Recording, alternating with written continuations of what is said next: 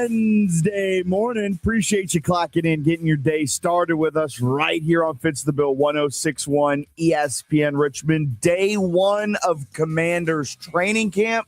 So there is bound to be a ton of information coming out of there. They've already made some roster moves.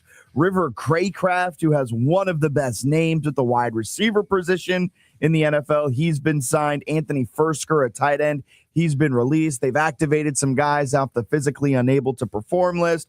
There will be a lot more information trickling in throughout the show, throughout the day, as training camp kicks off for the Washington Commanders. But that's not where I want to start this show on July 29th, right? The month of July is the list month, and we have done the most important lists already, right?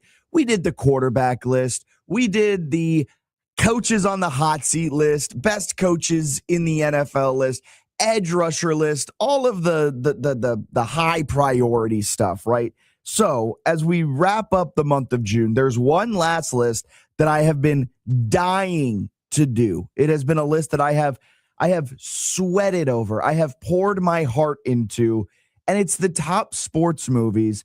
And I added a little addendum to that as well, because I was down in Charlotte at ACC kickoff. I was meeting up with a friend of mine, and we got onto the topic of best sport movie actors or actresses.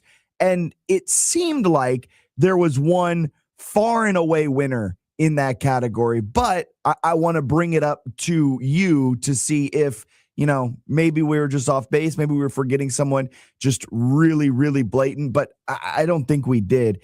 804-327-0888. The Radkey Insurance phone line is open. What are your favorite sports movies? Let us know. Call or text in 804-327-0888 and head on over to radkeyinsurance.com to get started on your free quote today. Alan, I compiled my top 10 sports movies. I know I've left some off. I know I'm going to make some people upset on what my 10 are, but are you ready for me to unveil Jack Fitzpatrick, Fitz the Bill's top 10 sports movies? I'm ready to be hypercritical. Yes. As you should be, because the 10th one is one that people are going to laugh at, people are going to make fun of me for, and people probably haven't even seen. That's great. It's a great romantic comedy. A romantic with sports comedy? Jimmy Fallon and Drew Barrymore called Fever Pitch. Oh, yeah. Have you seen? I've seen it. It's a great movie. I've seen waves of it. I've never sat through the whole thing. Look, as someone, you're obsessed with sports. I'm obsessed with sports. You're probably obsessed with sports too. Everyone's obsessed with sports. If you're tuning into 1061 ESPN Richmond, odds are you love sports. And that's the Jimmy Fallon character. He is obsessed with the Red Sox, and it has seemingly ruined his love life up to a certain point. Then he meets the girl of his dreams. But look, it just so happened to coincide with the Red Sox when they were filming it, coincide with the Red Sox breaking the curse of the Bambino. And so they were able to film them winning the World Series, which was the perfect chef's kiss to a fantastic movie. Fever Pitch, number 10. Yeah, I remember it. It has some fanfare to it. Yeah, and Jimmy Fallon, or maybe I think that was maybe one of his first full-length feature film. Around the time when the Red Sox were had that mystique around. Yeah, that's what I'm saying. Yeah, they got the curse of Campino off of them. Perfectly timed. That's number 10. Number 9, Coach Carter. I wasn't a big fan of Coach Really? Carter. I thought it was kind of cheesy. Okay. I mean, yeah, of course. My favorite part of all sports yeah, movies I know, are but cheesy. my favorite part of Coach Carter is that it was based off a true story, and everybody in Richmond at the time thought it was Richmond, Virginia for some reason, but it was Richmond, California. Bro, there was a point there'd be ads playing on like podcasts I listened to or just everything. They'd be like, the crime in Richmond is out of control. Yeah, and somehow, man. like I guess I had traveled to LA or something, so I was like in what they thought was Richmond area, California. Yeah. And I was like, the crime in Richmond isn't that bad. And then I was like, oh, we're talking about a different Richmond. I see. Man. Oops. I was at Virginia Center Commons movie theater. That lets you know what time of my life Okay, that was. throwback on that one. Coach Carter, number 9. Number 8 is Draft Day. Again, a long pause. Yeah. Draft Day, not a good movie. I am the first to admit it, but it holds such a special place in my heart. I think the last 3 or 4 draft days, the first day of the NFL draft, I will watch Draft Day. It's just part of it. It's like Christmas Day. you've got to open the gifts on NFL Draft Day. You've got to watch Draft Day starring Kevin Costner. It is such a terrible movie, and yet he makes the Cleveland Browns shine. Yeah, that's tough to do. I think Kevin Costner is he just carried the movie. Yeah, I mean, 100%. He carried a lot of these movies. Because it's Kevin Costner. Number 7, Major League. Major League is just an all-time classic comedy. Charlie Sheen, maybe at his best. I don't know if this was pre, post drugs, during drugs. I don't know what it was. I don't think there was ever a pre for Charlie Sheen. That's true. It was always a fantastic movie. Major League number 7. Number 6, A League of Their Own. The 1992 movie, I might add, because they did like a remake of A League of Their Own. I think it was like an Amazon Prime series. I didn't even watch that one because A League of Their Own was so good with everything that they had. Gina Davis was the star for the women, and then Tom Hanks was the star for the guy. Leading actress, leading actor. Great movie. Fantastic movie. Brings a tear to your eyes. And look, there's no crying in baseball. No, not at all. Number 5, Longest Yard. The Adam Sandler version. I wasn't the biggest fan of that either. Okay, we differ vastly. Only because I want my football movies to be more serious, like Any Given Sunday. Sunday, or Remember the Titans. Yeah, Remember the Titans, or even like Blindside. The Replacements was comedy-esque, but there was some seriousness to it, right? Like I couldn't take Longest Yard serious. Neither could I, and it was great. I think it's because you cast Nelly as a wide receiver. I mean, that whole cast, you look at the Longest Yard, it's the remake of it, because they did one a while back, but the remake of it had Adam Sandler, had Nelly, had Jamie Foxx, had that WWE wrestler, that massive guy, I forget his name. I can't remember all the cast. He was like a 7-foot guy. Big Show? No, it wasn't Big Show. It was like a buff guy. No offense to Big Show. I know Big Show's strong. But like what? It was like just a jacked 7-foot guy. All right, let me look up. Yeah, it was. It's been a while. You would know the WWE wrestler. Oh yeah. I know who you're talking about. Yeah, exactly. I can't pronounce his name, but the big dude. The big dude. The big dude. And he played that role. They were like, "Hey, can you come and play just the big dude?" He was like in solitary confinement under max security. The Great Khali. Yeah, that's it. Great casting. Number 4, Bull Durham, another Kevin Costner movie. And as we get to the top of this, you might see a little bit of a through line.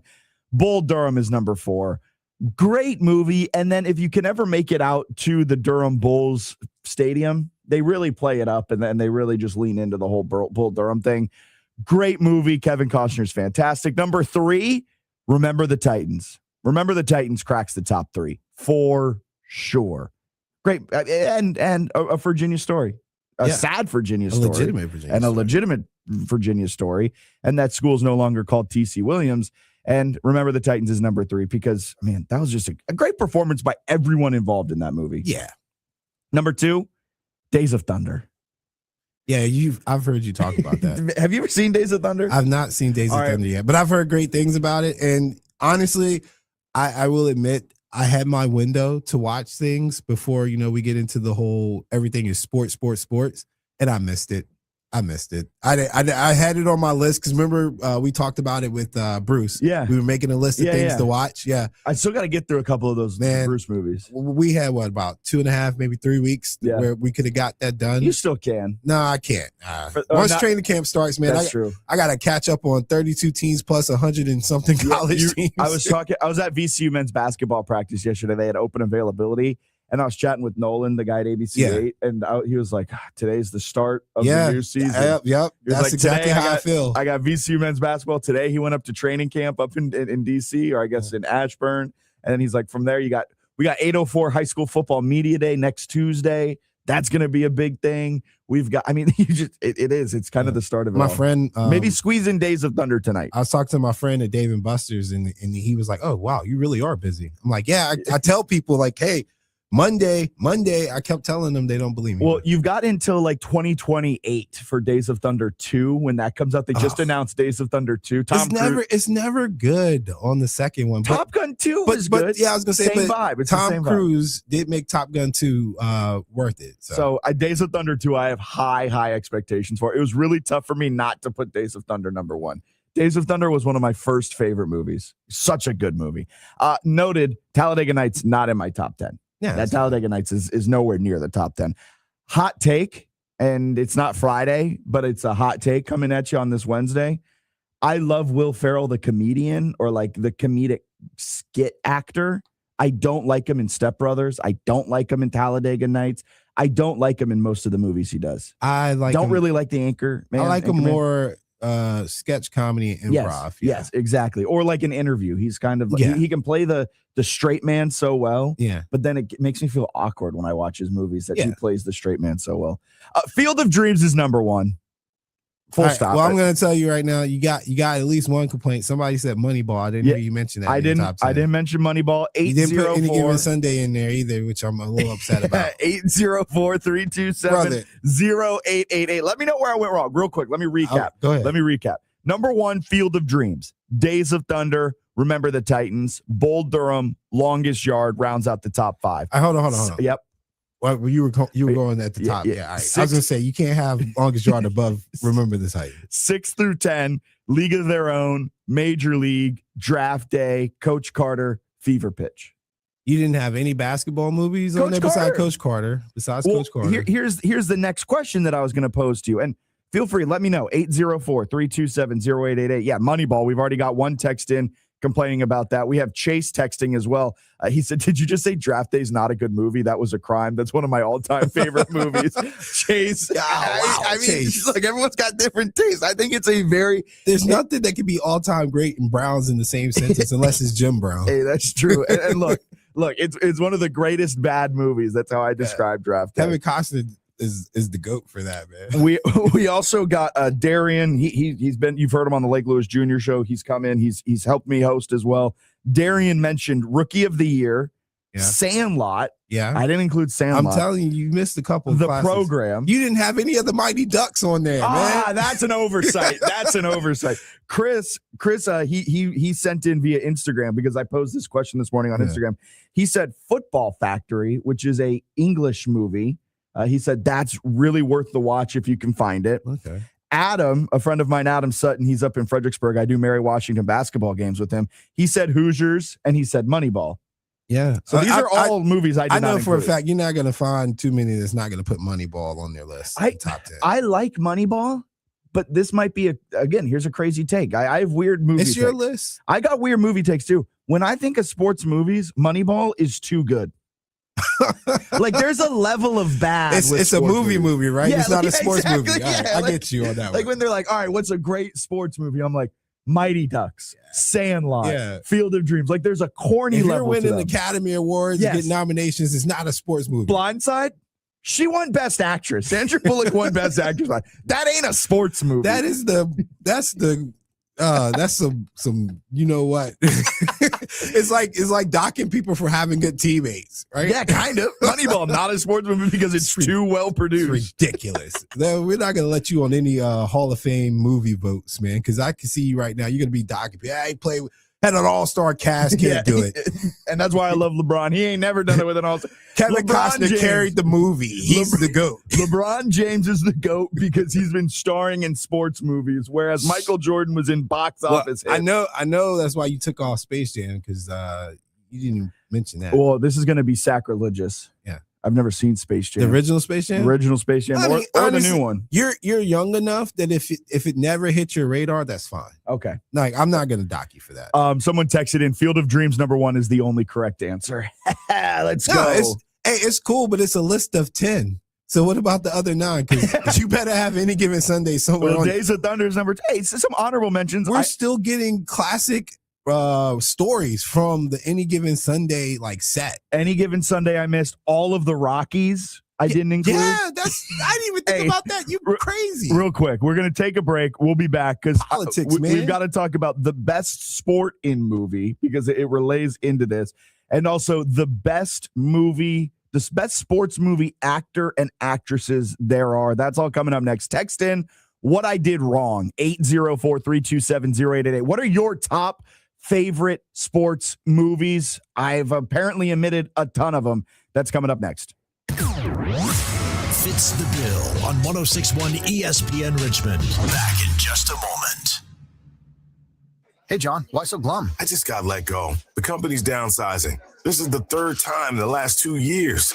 I'm done with this. Have you thought about My Computer Career? I've heard they can train you for a career in IT in just a few months, including cybersecurity and the basics of AI. And you don't need prior training or experience. Now that's a recession-resistant career. Wow, thanks. I'll check them out. Go to mycomputercareer.edu and take the free career evaluation. Mycomputercareer.edu, an Elite CompTIA certification partner. Financial aid is available to those who qualify, including VA benefits. You're still glowing, flirting, grooving. You've still got it.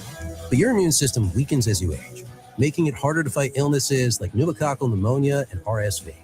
Vaccines are a key part of any health routine and can help protect you from getting really sick. Ask your doctor or pharmacist which vaccines you need. See more at PfizerForAll.com. Sponsored by Pfizer.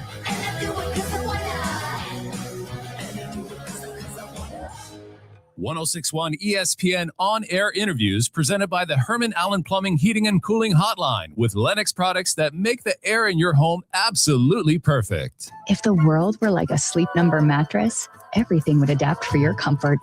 Your coffee would never get cold. Your flight would always be on time.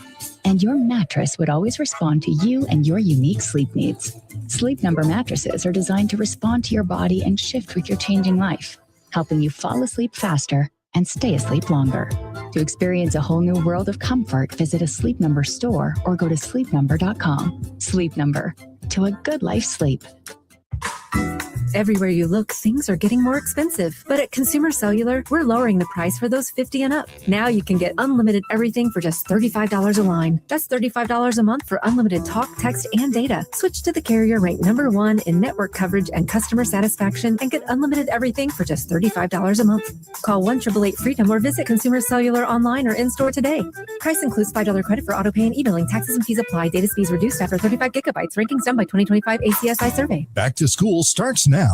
Get long-lasting battery life on the Dell XPS laptop powered by Series 3 Intel Core so you can work from anywhere. Now starting at $699 with exclusive student pricing starting at $599. Complete your setup with savings on select monitors and must-have electronics and accessories. Limited time deals and free shipping on PCs and more await you at Dell.com/deals. That's Dell.com/deals. I'm David Ortiz. When I lost my mom, she was only 46, and I lost my dad to cancer. It was the worst pain I ever felt. It made me think, what will happen with the people I love when my time is up? That's why I have life insurance. Ethos makes it easy. It's all online, take about 10 minutes, and you can get up to $3 million in coverage. Get your free quote at ethos.com/game. That's ethos.com/game. Pay testimonial. Time spent on application may vary. Online health questions required. 1061 ESPN traffic. Expect some merging delays heading north on 195 between Laburnum Avenue and Bryant Park Interchange. Taking a look at 95 southbound, expect some backup between Chamberlain Avenue and Bryant Park Interchange, as well as heading northbound between 64 and the Lombardi Street overpass. And we're seeing a wreck on Williamsburg Road at Elko Road. Join us on Sunday mornings at 9 o'clock right here on 106.1 ESPN Richmond for the Bottom Line Sports Talk radio show with me, Steve the Truth, featuring Harry Clary and the entertainer that is Rick Morris. Sports Talk at its best.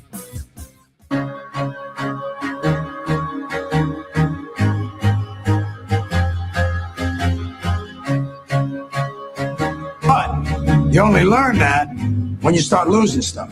Find out life's this game of inches. So is football.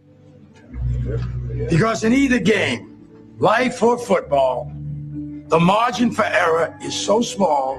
I mean, one half a step too late or too early. I might have to go back and rewatch, but 1/2 second too slow, too fast. Bro, I don't think football lends itself well. But this did.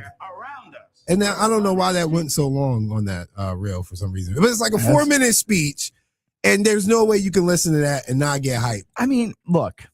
And the entire movie's good. Like it shows you like the life of a rising star when it comes too fast, he blowing money and all this other nonsense that goes on. Like it was a good adaptation. You know what other movie I forgot?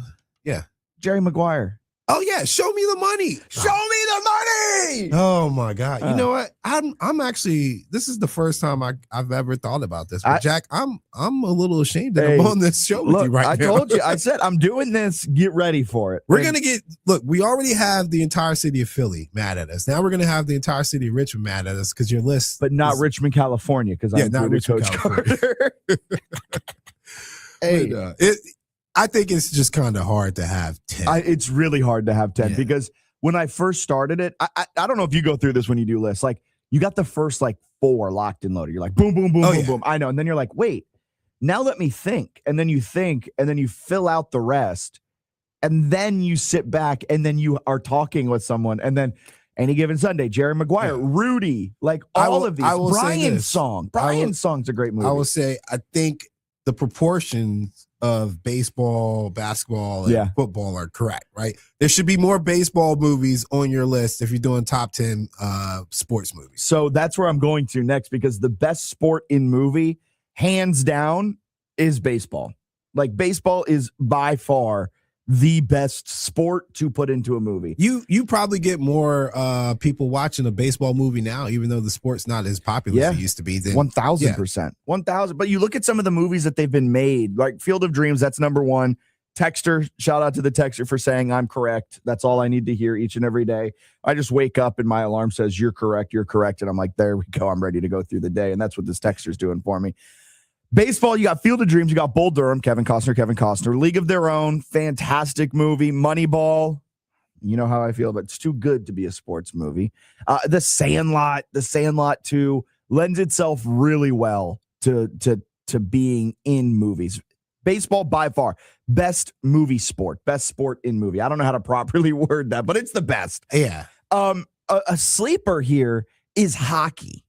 Hockey also has been pretty good for the main fact of Miracle doing a ton of the heavy lifting. I think Miracle is the best based on a true story movie. Yes, it's so well done. Yeah. And it's a great Disney flick. And then you got the Mighty Ducks with hockey. Now I'm not saying hockey's quack. Flying V. Yeah, no, right? Knuckle puck. I love that classic, movie. But they went too long. I mean, almost all of those movies go too long. Mighty Ducks 1, Mighty Ducks 2, good. Yes. Then they went 3, which was blah. And I think they did 4, which was like a completely new cast. Mighty Ducks 2 made me, wasn't that the one with the Iceland players? Yeah, I think so. Yeah, it made me hate them. Eva won't like that. Yeah, I'm sorry, Eva. But I mean, and then they did that with Home Alone. Do you remember Home Alone? They had Home Alone 1, Home Alone 2, great. Then they recast the entire movie. My son tried to make me watch Home Alone, like one of the newer ones. I was absolutely not. Yeah, no. We watched the old school ones. We got a texter. Have you ever seen Slapshot? I've actually never seen Slapshot. I've heard good things about Slapshot, but I've never watched it. I've never watched Slapshot either. So, but that's another hockey movie. So I assume it's good if it's being texted in about, and I'll throw it into why hockey is kind of a sleeper in all of this. Baseball is number 1. Boxing is the second best sport in a movie. And I didn't include any boxing movies, but you look at it, Raging Bull, Rocky, Rocky 1, Rocky 2, Rocky 3, Rocky 4, all the Rockies, right? Raging Bull, $1 Million Baby. Then you've also got the offshoots of Rocky like Creed, The Fighter. Yeah. Boxing has a lot of great movies. Given your criteria of the movie's too good, so it can't be a sports movie, Ali with Will Smith and Jamie Foxx was a really good rendition. Good flick. Yeah. Was it King Richard, the Williams sisters? Yeah. The King one Richard, that Will Smith, the time he slapped Chris Rock was actually the year he then won like best actor for that movie. Isn't that fitting? Isn't that? But another great movie that I don't consider a sports movie because it was too good. NASCAR lends itself pretty well to the cheesy sports movie because you've got Days of Thunder, you've got Talladega Nights. I don't love Talladega Nights, but I also understand that a lot of people think that's Will Ferrell's best movie. Then you've got the kids' movies, Cars 2, Cars 3. Heck, we can throw it back to Lindsay Lohan in her prime. Herbie Fully Loaded, man. Yeah, I didn't know you were adding in the like animated movies. Oh yeah, Space Jam's definitely on the list then. I didn't see it, so I did omit it. But NASCAR racing, that lends itself well to movies. Yes. So I've got my list as baseball number 1, boxing number 2, racing as number 3. Number 4, I do have football. Yeah. And would you put football above basketball or basketball in front of football? Because I would basketball, put basketball above football. Okay. I mean, there's a lot of like Blue Chips is a classic. Yeah. And then I even like The Air Up There. I thought that was a good one. Yeah. White Man Can't Jump. Yeah, White Man Can't Jump, a classic. White Man Can't Jump is one of my favorites, man. It's a good movie. Not the remake. That's the old school one. I never watched boycotted the remake. I didn't love the remake. Underrated. There could never be another Raymond. Raymond made White Man Can't Jump. Yeah, 1,000%. It was that one little scene is classic. Man. And I watched White Man Can't Jump for the first time because of the remake, and I said, this remake looks terrible, but the original must have been great for them to do a remake. So I went back and I watched it, and I was like, this is good. Billy Hoyle. And a lot of other stuff I can't quote. Yeah. And I love the whole subplot in White Man Can't Jump of what was it, Jeopardy? She really wanted to play Jeopardy. Who's that start with the letter Q?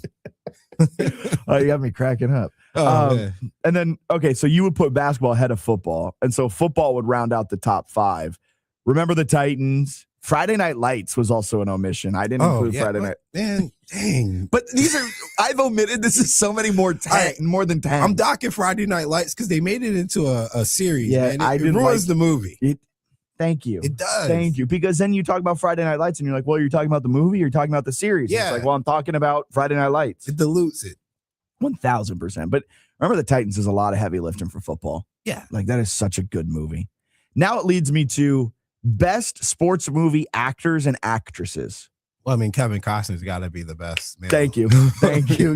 Bull Durham, Field of Dreams, Tin Cup, Draft Day. If we could have got Al Pacino and Remember the Titans, I think we would have had an argument.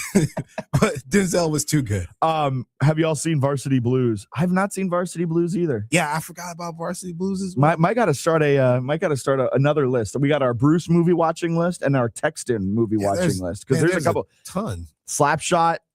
And I feel bad for this texter. Have you ever seen Slapshot? No. Texter then says, have you all seen Varsity Blues? No. Sorry, texter. I'm so sorry. I know of Varsity Blues, though. I know of that. I knew of Slapshot too, but I just haven't seen either one. So I would argue Kevin Costner is the GOAT of sports movies. Yeah. Like, without a doubt, no one can even hold a candle to him. Typecasted as he kind of has. Sports guy. And not only a sports guy, a baseball guy. Yeah. Like Bull Durham and Field of Dreams doing a lot of heavy lifting there. And then, of course, you got Draft Day, Tin Cup, a couple of others. But, like, he is known as Field of Dreams and Bull Durham. Yeah, let's see. 1, 2, 3, 4, 5, 6, 7 movies when you Google him that pop up as him in sports movies. What are they? Let's see. Bull Durham, Field of Dreams, For the Love of the Game, Tin Cup, Draft Day, American Flyers, and McFarlane USA. I've not seen a couple of those. Yeah. The McFarlane USA, I've never even heard of. That was just off a quick Google. Oh, man. yeah, good for that. Kevin Costner plays in sports. But he's hey, got a list. Kevin Costner is number 1. Number 2, Sylvester Stallone. With all the Rockies. Because of Rocky. I mean, it's not even a debate. I can't believe I left off a Rocky. Some of the best villains come out of Rocky movies, man. One of the best storylines in all of movie is the Apollo Creed storyline, where he is the villain. The franchise, It's still carrying the franchise. His son is. Yeah. But like how he went from the most hated villain, but they propped him up as like this all Americana guy, like coming out in his American stuff. And he was cool till my boy Clubber got a hold of him. You want some too, old man? and then he turns into this great hero of it all, and then he becomes the martyr. Really great. Like, I wonder if they planned that or if it just developed, because I think there was something with his contract or maybe he wanted more money or something, so they kind of wrote him off or something. Really? I had to look into it. I thought that was the story. I don't think they wanted to like kill the character, but he also, the actor who plays Apollo Creed, which is Carl Weathers. Yeah. Great. Rest in peace, man. Rest in peace. Yeah. Great sports movie guy. Because he was in Happy Gilmore. No, you didn't put that I on didn't there? put Happy Gilmore in my top 10. Oh, no. All right, we're going to scrub this whole segment. Oh, 3. Okay, we gotta change it up. Number 1 is Field of Dreams. Number 2, Days of Thunder. Number 3, Happy Gilmore. That is just a complete omission. This is my fault because typically when you send me this stuff, I don't vet it because I'm like, hey, he's got it. But there's so much information. This is like doing top 10 edge rushers with every single edge rusher being Myles Garrett. Yeah. And you're stuck. You're stuck between a rock and a hard place. Happy Gilmore, Carl Weathers Apollo, slept on supporting character, great sports movie guy, which leads me to the number 3 best sports movie actor or actress is Adam Sandler. And it's because of Happy Gilmore. It's because of The Waterboy. It's because of The Longest Yard, Happy Gilmore 2. You look at his movieography, right? He's got some comedic sports movies in there that we all forget about. We got a text in. Hoop Dreams, a documentary, real, not fake. Hoop Dreams is a fantastic documentary. I believe it was also made by a JMU alum. And so there I am trying to squeeze in JMU. Text in R.I.P. Carl Weathers. She was R.I.P. Carl Weathers and R.I.P. Chubbs. Yeah. That alligator came and got him. He came and got him. Denzel's another great sports movie actor, actress. Great at everything. Yeah. I mean, name something he's not good in. Yeah. That's a harder. Wesley Snipes, because he was in White Man Can't Jump and he was in Major League. Yeah, he was. I slept on.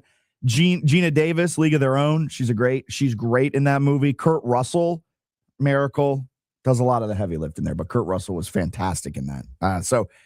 There it is. Kevin Costner, number 1. Sylvester Stallone, number 2. Adam Sandler, number 3. Wesley Snipes, number 4. And I'll put Gina Davis at number 5 for a League of Their Own. No, she definitely deserves her credit for sure.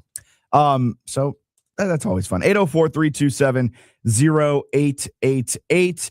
Let me know where I went right. Let me know where I went wrong. You didn't put $1 Million Baby on there. I talked about $1 Million Baby as to why boxing's the second best sport. She didn't put it on there. Yeah, I mean, there's a lot of omissions here. So the top 10 is Field of Dreams, Days of Thunder, Happy Gilmore, Remember the Titans, Bull Durham, Longest Yard, League of Their Own, Major League, Draft Day, and Coach Carter.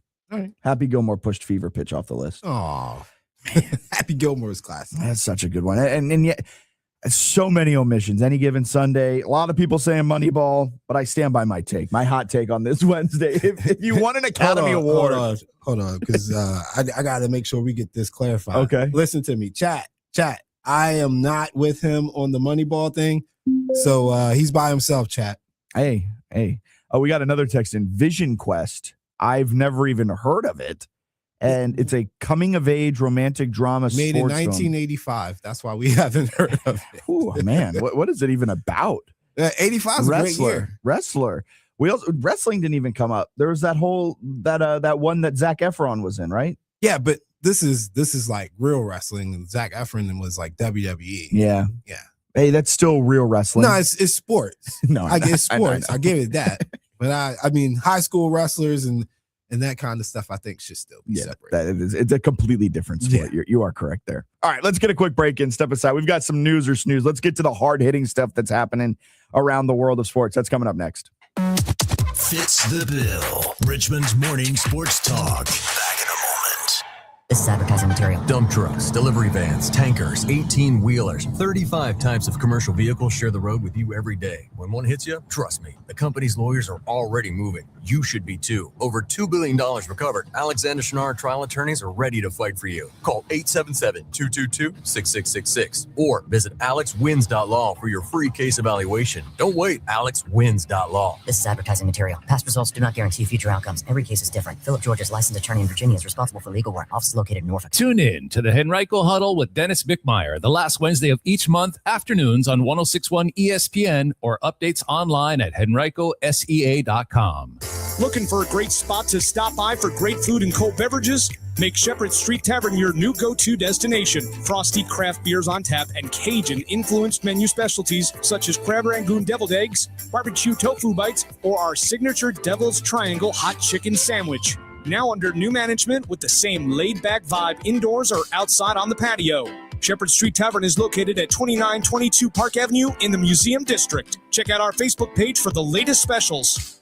1061 ESPN on-air interviews presented by the Herman Allen Plumbing Heating and Cooling Hotline with Lennox products that make the air in your home absolutely perfect. Alex Cohen patented hypnosis. Lose weight, destroy cravings, late day binges, stress eating. No hunger, no willpower. Only $59.99 or your money back. In town August 17th. Sign up at alexcohen.com. GOEN. That's alexcohen.com. 1061 ESPN weather. Expecting high humidity today with mostly clear skies. Highs reaching 87 degrees with lows dropping down tonight to 65. Richmond wanted local sports talk in the morning, and we fits the bill. Back now on 1061 ESPN Richmond.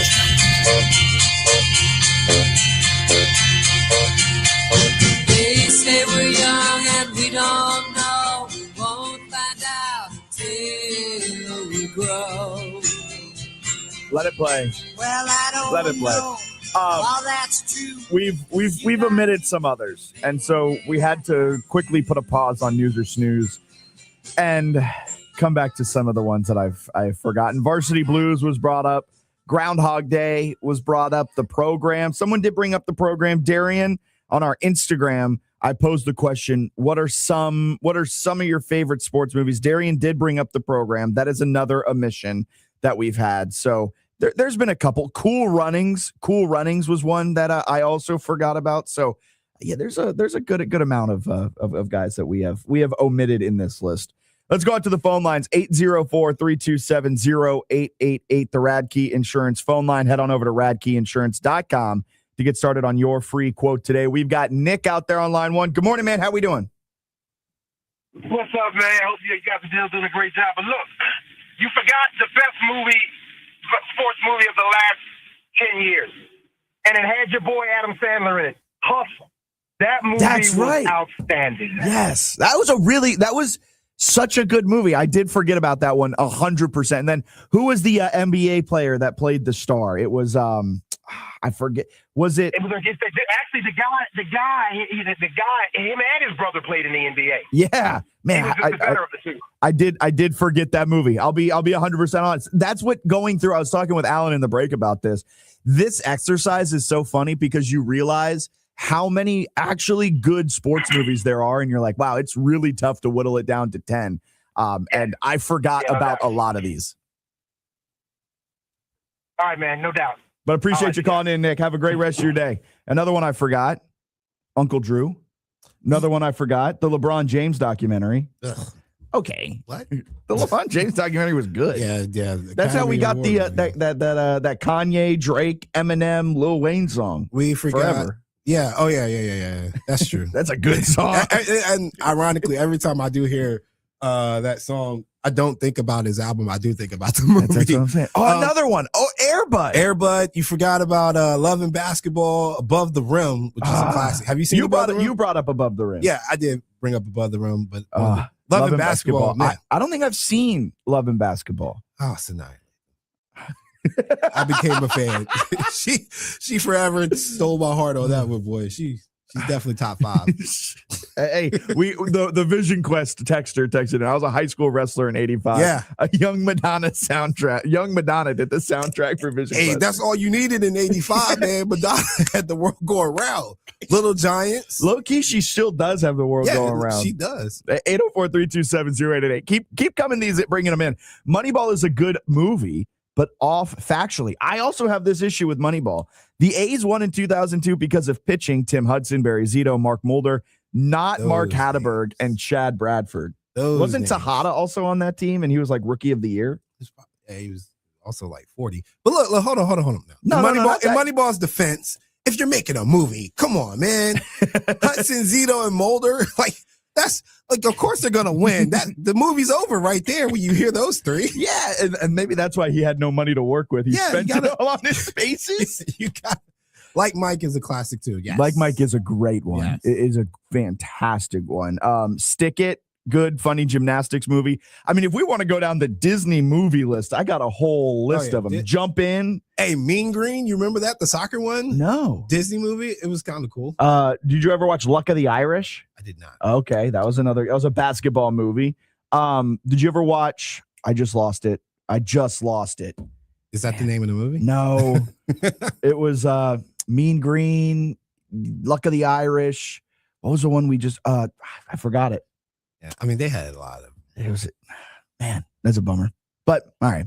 Keep texting them in 804-327-0888. Love to hear your favorite sports movies. What did we forget? Because it is now coming to light that we have forgotten a whole lot of them. Bend It Like Beckham. That's literally the one I was thinking about. Yeah. Thank you, Rudy. Man, thank you. dude. Or thank you. He also texted in Rudy. I thought he was saying his name was Rudy. My fault, texter. But no, it's this is all my fault, guys, because usually I vet this stuff before he. No. When you send me something like, "Hey, we're gonna do this tomorrow," you typically have your own top 10 that you can then come back with. I was like, "Oh, it's movies. Jack's all over that. I don't have to look into." You should know I'm not the biggest movie guy. I'm more of a TV series guy. I'm not even a TV watcher unless it's sports. Oh, I'm that guy. I'm sorry. I'm a big TV watcher. You see me with all the series. I'm up to date with all the big ones. But keep texting me 804-327-0888. Radkey Insurance phone line. Let's go to news or snooze because we've got to talk about some real sports that's happening around the world of sports. News Read all about it. or snooze. News or snooze starting hot. Eagles and Jalen Carter agreed to terms of a massive contract extension.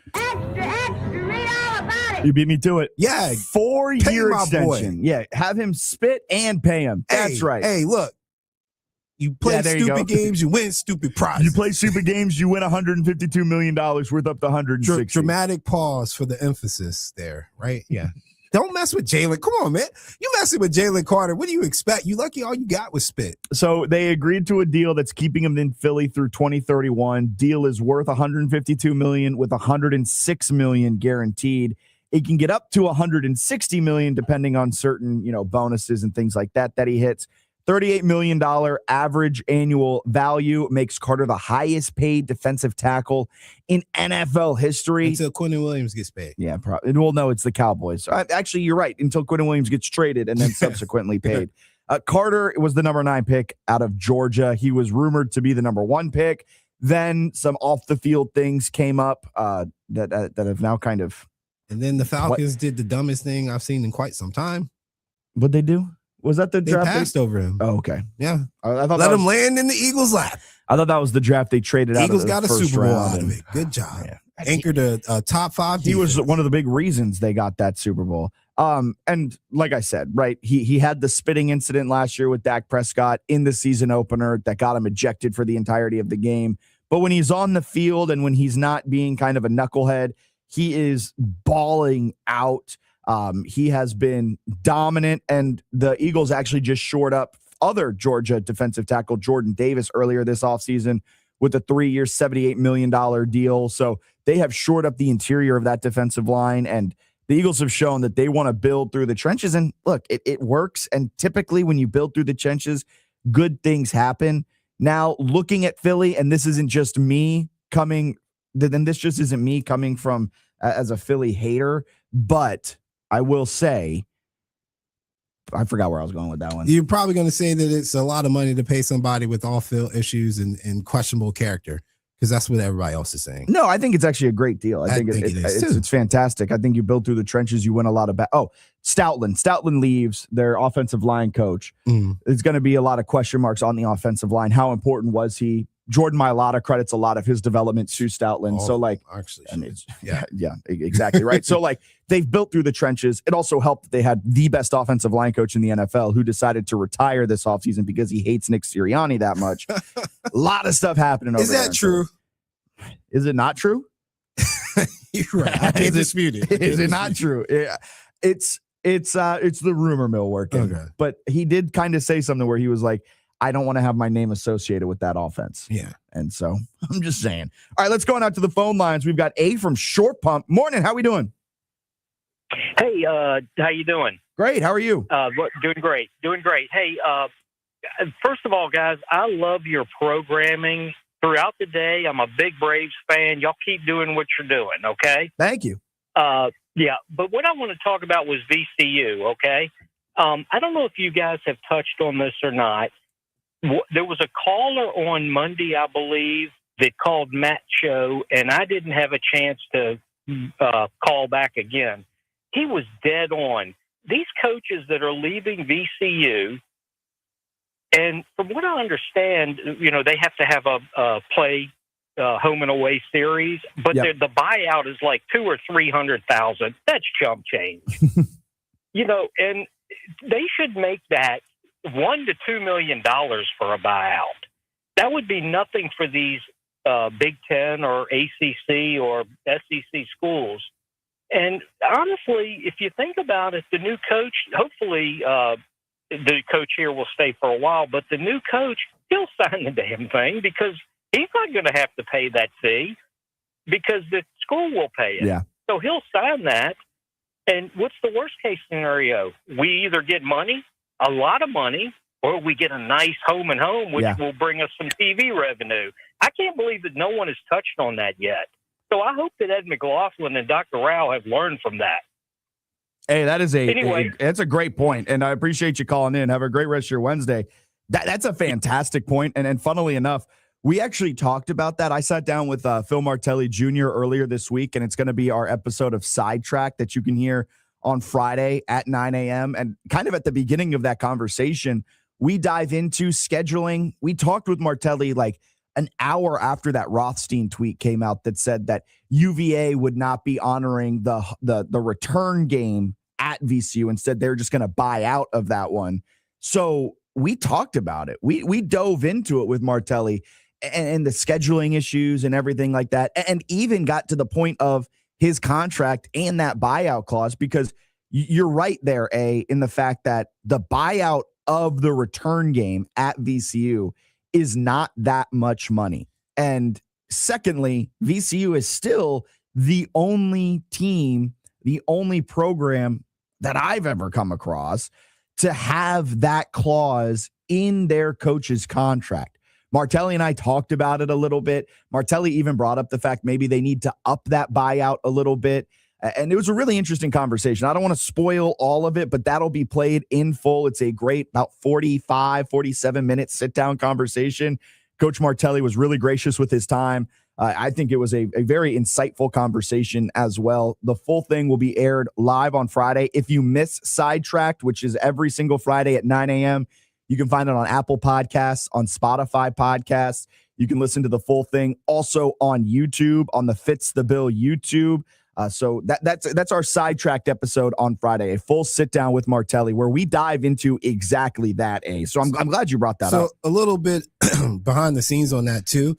It's not something we often talk about in sports because like who cares about buyouts per se? I do. But there's a market, right, for mid-majors.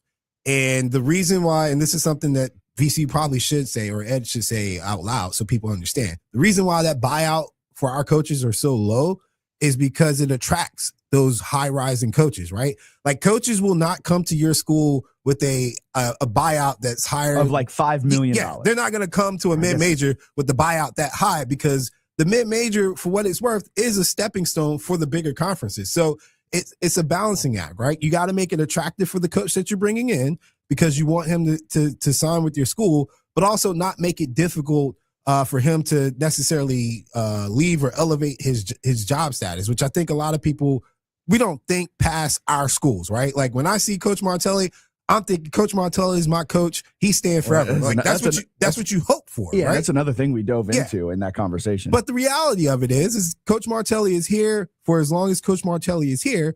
If somebody like Kentucky or something comes along and wants to pay him, there's nothing we can do about it. But making it a $5 million buyout is going to make him think twice about signing, because why would I do that for VCU? And I could go to St. Louis and it's a $400,000 buyout. Yeah. And it's the same pathway for him and pretty much the same avenue for success. So you got to keep it attractive for the coaches. And I think that's why we keep getting so many talented head coaches.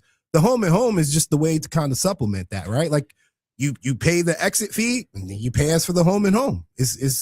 It's all going to add up at the end of the day. Exactly. That home and home is kind of an additional way of buying out and adding some money it's creative to the buyout. Is what it is. So currently, Phil Martelli Jr.'s buyout, he just signed that extension this offseason. His buyout is now $1.5 million if he leaves prior to March 31st of 2028, which is relatively low for a guy that is a hot commodity on the coaching table. But relatively high for a mid-major coach. But VCU can do that because they're so successful. So it's a really interesting whole breakdown. And again, I'll plug it again. Sidetracked on Friday. We kind of break down a lot of that. It was a really, really great conversation with Martelli. All right, we're going to go out to line 2. We've got Bruce out there. Morning, Bruce. How we doing? Good morning, Fitz. Good morning, Alan. Hey, man, you guys didn't really open up the bag this morning, man. And I'll say as a sidebar, way to stay on that grind, Fitz. Stay on that grind. But going back to the movies, man, the hip version of movies like Love and Basketball, Above the Rim. Guys, did y'all see where they continue to show the shot for like 6 straight scenes? It's the same shot that Tupac is upset over that he made. So that's sort of comical. I haven't heard 2 movies.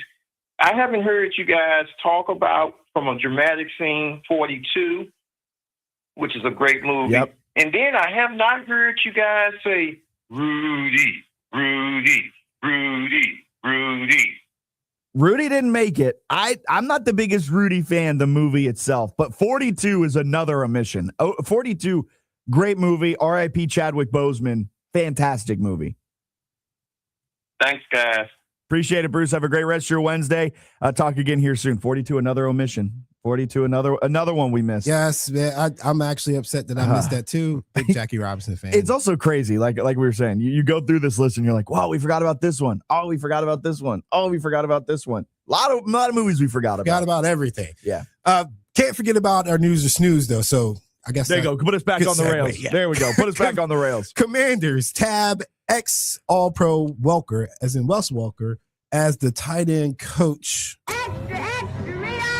I'd agree with Newsworthy there. Welker will be the tight ends coach. They fired Ben Steele on Monday following his DWI arrest from last month in Loudoun County. Good move. Welker's been around the league. He's been an offensive assistant. He's been a wide receiver coach. Now he's moving to tight end Not coach. going to call out my friend directly by name, but he did question, like, why is Wes Welker coaching tight ends? And I said, why is a special teams coach a head coach? And he was like, who? And I was like, John Harbaugh. Well, it's like, it can't happen, right? And again, and also position groups, man. Wide receivers and tight ends are basically together from and most Welker of the was day. an elite level blocker. Yeah. Like Welker was a get your hands dirty type of wide receiver. Also, if you dive into a lot of these position coaches in the college level and the pro level, you'll learn that a lot of them did not play the position that they are coaching. Yes. It's very common to just have a former quarterback, a former linebacker to be a wide receiver coach, a former DB to be a wide receiver coach. Yeah, the only thing I would ever fight is like if you go and coach O-line, you better have played O-line. That's it. Everything else, you could probably go read a book and teach somebody you can how watch to film. Yeah. If you know how to watch film. Yeah, you could teach somebody, but O-line, you better have played O-line. All right, what's the last Sources. Baker Mayfield, the playout deal, become free agent. What? Yeah, you man. That's snoozeworthy? Yeah, like, so what, man? This is more so the fact that Todd Bowles returned in Tampa, and this offseason has been absolutely brutal for Tampa, right? You lose Mike Evans, one of the greatest players of all time in Tampa Bay history. Yes. You have Vita Vea all of a sudden demanding a trade out of Tampa, He's still arguably. gonna play. Sure, and so is Baker, but there's turmoil in the locker room. Vita Vea is arguably one of the best defensive tackles Tampa's ever had, right? Like, he's fantastic. And now you got Baker Mayfield, who, outside of Tom Brady, might be one of the best quarterbacks in Tampa history. Dang, Brad Johnson, they just looked over you, Yeah, bro. You I got did. a Super Bowl. Sure. I know, So I'm does joking. Trent Dilfer. I'm joking, which is kind of what Brad Johnson was for that defense. But I was going to say, look, I only say it's snoozeworthy because look at how all those things you mentioned and stuff, it's clear as day that this is the end right here, right? So why would Baker re-sign with the Bucs? Bowles is probably going to be gone next year. But he wanted to re-sign, and they refused to go to really approach him with any type of real conversation. Because also for the Bucs, why would I re-sign you? Yeah. And we're going to be moving on from this coach. Like, it's okay for us to go our separate ways, man. That's true, but Nelly, a lot of bad stuff happening. And if you were the Bucs, and this, I don't think this is a hot take, but if you were the Bucs, why not just like blow it all up? If we're completely done, we don't have Mike Evans, we don't have Todd Bowles, we don't have whatever made us the Bucs that people know. Yeah, blow Bruce it all Arians. up. let it go, start fresh, do your rebuild, right? You got a good quarterback class coming up. Get you your young quarterback, get you a new coach, start it all over. And also it's the fact that for so long they clung to that Super Bowl roster, right? Like they have had a majority of those starters for the last 5 years since they won that Super Bowl, 4 years since they won that Super Bowl. They've clung to it. They've given guys extensions they probably shouldn't have. Chris Godwin, Mike Evans, Levante David, a ton of the guys on the defensive side are the same. And now finally, Levante David retired. Mike Evans leaves. Chris Godwin is going to be returning from his third ACL injury in the last 4 years. I feel bad for him because he was a fantastic receiver. But this is the end. It's just naturally ending. So I do see your point where at the end of this season, it's the time to maybe just wipe your hands of it all and just say, all right, we're hitting the refresh button. We're going to do something completely different. When people started looking at this division and saying that the Saints got a chance to win it, that was a wrap. Yeah, that's true. That's a wrap. And the Bucs really, really fumbled it here because over the last 4 years since they won their Super Bowl, did they win it in the 2020 season? Yeah, they won in the 21 season. I think it was 21. Okay, but I think it was 21. So the last 4 or 5 years, whatever it is, since they won that Super Bowl, the NFC South has been downright abysmal. Also, man, you got to be sick to your stomach to let two really talented coordinators go that could have been potential head coach candidates. You know, the Ravens learned from that mistake and they fired the coach maybe a year late, but go get Jesse Minter. Bucks going to be looking like the Commanders here for a few Dave minutes. Canales, Commanders had Liam Cohen, awesome head coaching candidates. Yeah, let them all that's go. so true. That is so. Once Liam Cohen starts building out his tree and Dave Canales, Duval. That's gonna be looking nice. But I mean, Bucks, they really fumbled it. You had an opportunity the last 4 or 5 years to win that division and set yourself up with a home wild card playoff game, and then who knows what happens? And instead, they lost the division most of those years. Unacceptable. All right, more coming up. Hour number 2. UVA is set to face off against who in DC? We'll talk about that and how it impacts mid-major scheduling. Golf season is here. Whether it's your first round of the year or the next round, make sure you're playing it at Hunting Hawk Golf Club. We're offering special pricing this summer on outings for civic organizations, churches, kids' athletic teams, or your own special fundraiser. Also, now is the time to start signing up for your fall golf outings. For more information or to book a tee time, give us a call at 804-749-1900 or visit online at huntinghawkgolf.com. Ozempic, Wegovy, GLP-1s. Every day, one thought haunts you. What if I stop? A British Medical Journal study says you'll gain the weight back 4 times faster. So what now? There is an answer. Alex Goen patented hypnosis. In fact, a JAMA study says adding behavior therapy to GLP-1s produced 3 times the results. Hypnosis is behavior therapy concentrated, and Alex Goen hypnosis is the only U.S. patented hypnosis proven useful by the U.S. Patent Office. Ozempic can't talk to your subconscious where every habit lives. Alex Goen patented hypnosis does. Engineered to destroy cravings, make you full on half the food, kill late-night fridge attacks, so no more shots. Only $59.99 or your money back. Weight loss seminar, Monday, August 17th, Hilton Garden Inn, Colonial Heights, 5:30 p.m. Stop smoking, 8 p.m. Or Tuesday, August 18th, Comfort Suites at Virginia Center Commons, Glen Allen, 5:30 p.m. Stop smoking, 8 p.m. Sign up at alexgoen.com. Goen. That's alexgoen.com. Tune in to the Henrico Huddle with Dennis McMeyer the last Wednesday of each month, afternoons on 106.1 ESPN or updates online at henricosea.com. Summertime in RVA means one thing. Golf season is here. If you're looking for the perfect golf course, head over to Queenfield Golf Club, located just a few minutes east of Mechanicsville. Queenfield offers a beautifully secluded 18-hole course, spacious driving range, and professionally maintained practice greens and bunkers. Schedule your tee time today by calling 804-769-8838 or reserve a spot online at queenfieldgolf.com and make Queenfield Golf Club your new favorite course.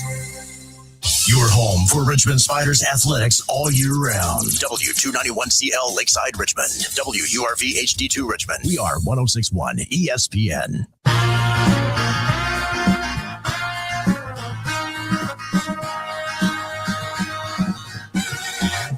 You're listening to the second hour of Fitz the Bill on 106.1 ESPN.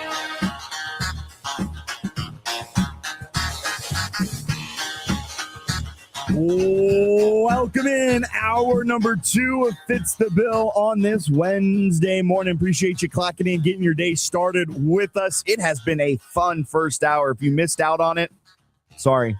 804-327-0888. We are getting a lot of opinions on the text line right now and on the phone line, the Radke Insurance phone line, about best sports movies. Chris texted in Football Factory. Rollerball was another text in. I've never heard of Rollerball, but we've omitted some. Just to quickly recap the top 10 that I gave to start the show off. Field of Dreams, number 1. Days of Thunder, number 2. Admittedly, I forgot about Happy Gilmore, and that's one of my favorite movies. So we did some rearranging live on air. Happy Gilmore got put at 3. Remember, the Titans got pushed down to 4. Then it went Bull Durham, Longest Yard, League of Their Own, the 1992 movie version, Major League, Draft Day, Coach Carter. And with Happy Gilmore being thrown into the top 10, Fever Pitch lost its spot. And there's a ton of omissions. So let us know your favorite sports movies. 804-327-0888. Darian, let us know about Rookie of the Year, Sandlot, the program. Chris, he answered on Instagram, Football Factory. He also texted that one in. Adam, my friend Adam, who I do Mary Washington basketball games with, said Hoosiers, Moneyball. We've got a lot of people letting their voices be known. So keep letting it be known. 804-327-0888. Here to start off hour number 2, though, I want to talk about some big news that came out on the men's basketball front. And I know it's July 29th. Why are we talking about college basketball? I'll tell you why. Because there's been a couple of newsworthy things that have come out in the last 24 to 48 hours as it pertains to UVA, as it pertains to VCU. And, oh, by the way, yesterday, VCU men's basketball, they had an open practice, went out there. I kind of caught the men's basketball, college basketball bug a little bit, watching them go through practice and everything. We chatted with head coach Phil Martelli Jr. after practice, Michael Bell, Brandon Jennings, Nick Lewis. Great conversations with them.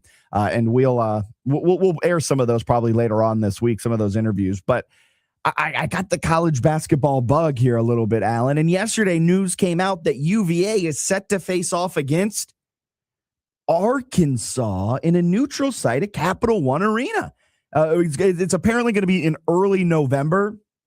And there's 2 parts to this, because one, that's a great get for UVA. That's going to be a fantastic early season test at a neutral site. UVA like it's Grateful Dead, man. We about to hit the road. They got so many good games this year. You're not a deadhead. You're a Cav head. Yeah, I'm about to be, man. Because don't they got a good matchup in New York too? I think so. Yeah. They've got it. Ryan Odom's doing some great stuff with his non-conference scheduling. He's cooking, man. Whoever's doing the scheduling down there is cooking. Hey, but you know what isn't cooking? The fact that they have decided not to have the return game with VCU. Well, duh. Why would we take that risk? So Ryan Odom, he told John Rothstein that Virginia has no plans to return a game at VCU this upcoming season, but is willing to play the Rams in the future. A called in talking about VCU, talking about this home and home clause, right? Because in every single VCU coach's contract, if they leave the program, part of the quote unquote buyout is that the team they go to has to schedule a home and home with VCU. I believe it's within 3 or 4 years of the hiring occurring. You have to see out the entirety of that home and home series. So UVA is not going to play a return game at VCU. They haven't had a team see out this home and home for quite some time. Now, coaches used to do it. Will Wade did it at LSU. Anthony Grant did it at Alabama. Shaka did it at Texas. But these last couple of coaches haven't done it. And Odom following suit with that, he's not doing it. And this is yet another example. And look, let me say this. He doesn't do the VCU game. I commend him for, in theory, doing an Arkansas game, right? You've got another great Q1 neutral site, power conference showdown. I'm glad that it at least went there rather than it going to scheduling, I don't know, Maryland Eastern Shore, who's one of the, like, you know what I mean? Like a Q4 easy They're not win. technically running from it. Yeah, they're just readjusting it a little bit. You know what the issue is? The issue is that they're playing in DC and you can just hit 29 and get back to Charlottesville. We need to make it so they got to go down 95. We closed 29. Yeah. Hey, you got to come down 29 all the way to 95. You got to Yeah. cut over 64. Yeah, exactly. But this is just another example of the scheduling issue that we see in college basketball. And I'll equate it to what's about to kick off as well with college football as well. You've got the haves and you've got the have-nots. And the disparity with that is growing. I had a long sit-down conversation with Phil Martelli Jr. on Monday. That full conversation will be heard right here on 106.1 ESPN Richmond, Fitz the Bill, Friday morning starting at 9 a.m. with Sidetrack, which is our new weekly segment where I sit down with Richmond area players, coaches, business owners, and more in an unscripted long-form interview. Those can also be found on Spotify, Apple Podcasts. The video version of the conversation is found on YouTube at 10 a.m. every Friday. But in that conversation with Martelli, we dove into the scheduling issues that mid-majors face. Yeah, it's really hard. And it's nothing new for me. Most of the places I've been, it's been hard to schedule, right? Like you're good, you get the like, hey, you guys are too good for this, but maybe you're not quite good enough for that. Here, it's harder than it should be, I would say. We're a top 40, 50 program, right? Or a quad one game, and you know that's the buzzword you hear in March. And there's definitely conversations in boardrooms and meeting rooms somewhere of like, these are the teams we should play, these are the teams we shouldn't play. And the system has been gamed that way. You know, like, I mean, there's a conference, a high-level conference that took away 2 conference games last year. We called every single one of them and couldn't get anybody to play us in a geographical footprint that we're in, and none of those teams would play. But then they'd go play each other like in a non-conference. It makes no sense. Like, then just keep yourself at 20 conference games. Like, that's just stupid. Like, it's just, you know, I don't buy it. Again, there may be good reasons on the other side. From the side that I sit on, like, sense does that make? You're going to go play each other in a non-conference game, but your conference opponents, like, that's like high school stuff. Yeah. Right? You see that in like high schools that can't schedule because they can't travel. Like, I love the little anger you could kind of hear percolating underneath the surface. It's got to be frustrating. But he's right? Like, they are a Q1 game. VCU is a Q1 game, but teams are still afraid to travel to the Siegel Center. A game at the Siegel Center for all teams based on VCU's recent run of form is a Q1 game. So teams are talking out of one side and they're doing another thing, right? Where they're saying, well, we want Q1 opportunities. We want Q1 opportunities. UVA probably said that. We want Q1 opportunities. We don't know if this is necessarily going to be a Q1 opportunity. And so they leave to go play Arkansas. Meanwhile, VCU's sitting there like, we are literally a Q1 opportunity and you have to pay us money to get out of this. It just doesn't make too much sense. And you see that disparity growing where the haves are consolidating the wealth. They're consolidating the games against one another so that the mid-majors and down don't have the opportunities to bolster their resume the way they need to. Because look, when you're playing in the ACC, the Big 10, the Big 12, the SEC, these power conferences, the Big East to some extent as well, you're getting 15 to 25 Q1 opportunities each and every season. When you're in the Atlantic 10, you get maybe 4 Q1 opportunities. So each and every one means so much more. And these teams at the top of the Atlantic 10 aren't afforded the opportunity in the non-conference to get those Q1s because those Q1 opportunities are just consolidating the opportunities amongst themselves. It is a head-scratching thing, and Martelli on Sidetracked, which you can hear on Friday, gives really, really insightful and really good answers on it all. All right, let's go on out to the phone lines. We've got Reggie on line 1. Good morning, Reggie. How are we doing on this Wednesday? Well, Titletown Jack since the NFL. How you doing there, young man? Defending champ. We're doing fantastic. Ready to let me put my coach speak hat on here, Reggie. Ready to make last season. We focus as a fan. We focus on each and every week as its own championship opportunity. Well, like I said, you're the champ is here. You're defending champs. Will we be the voice of the Panthers this year again? I will be indeed. I will be. I'll be down there at Union doing all their football games, working out, trying to confirm for men's and women's basketball again. But I'll be up there in the old press box for Union this upcoming season. Well, I'm really excited about the MEAC and the CIAA working together with flag football, especially on the women's side. Yeah. The commissioner of Silvers talked about the MEAC, how the CIAA kind of got a leg up on them. This would be your third year going into flag football, or the CIAA, where versus the MEAC, this will be their first year. So once again, they got to come home to the old vet. The CIAA, they helped the little MEAC out. That's a shot at, North of the Hamptons. I can't help myself. I love it, Reggie. CIAA, we got to take a look. Got to be petty. Got to take a shot. But, I'm really disappointed about how the CIAA do their preseason all conference team. You had just a punter for Union, and the champ, Dr. Parker, has not one, not two, not three, but 4 conference championships in a row, and now they only had one person. I mean, that's so petty.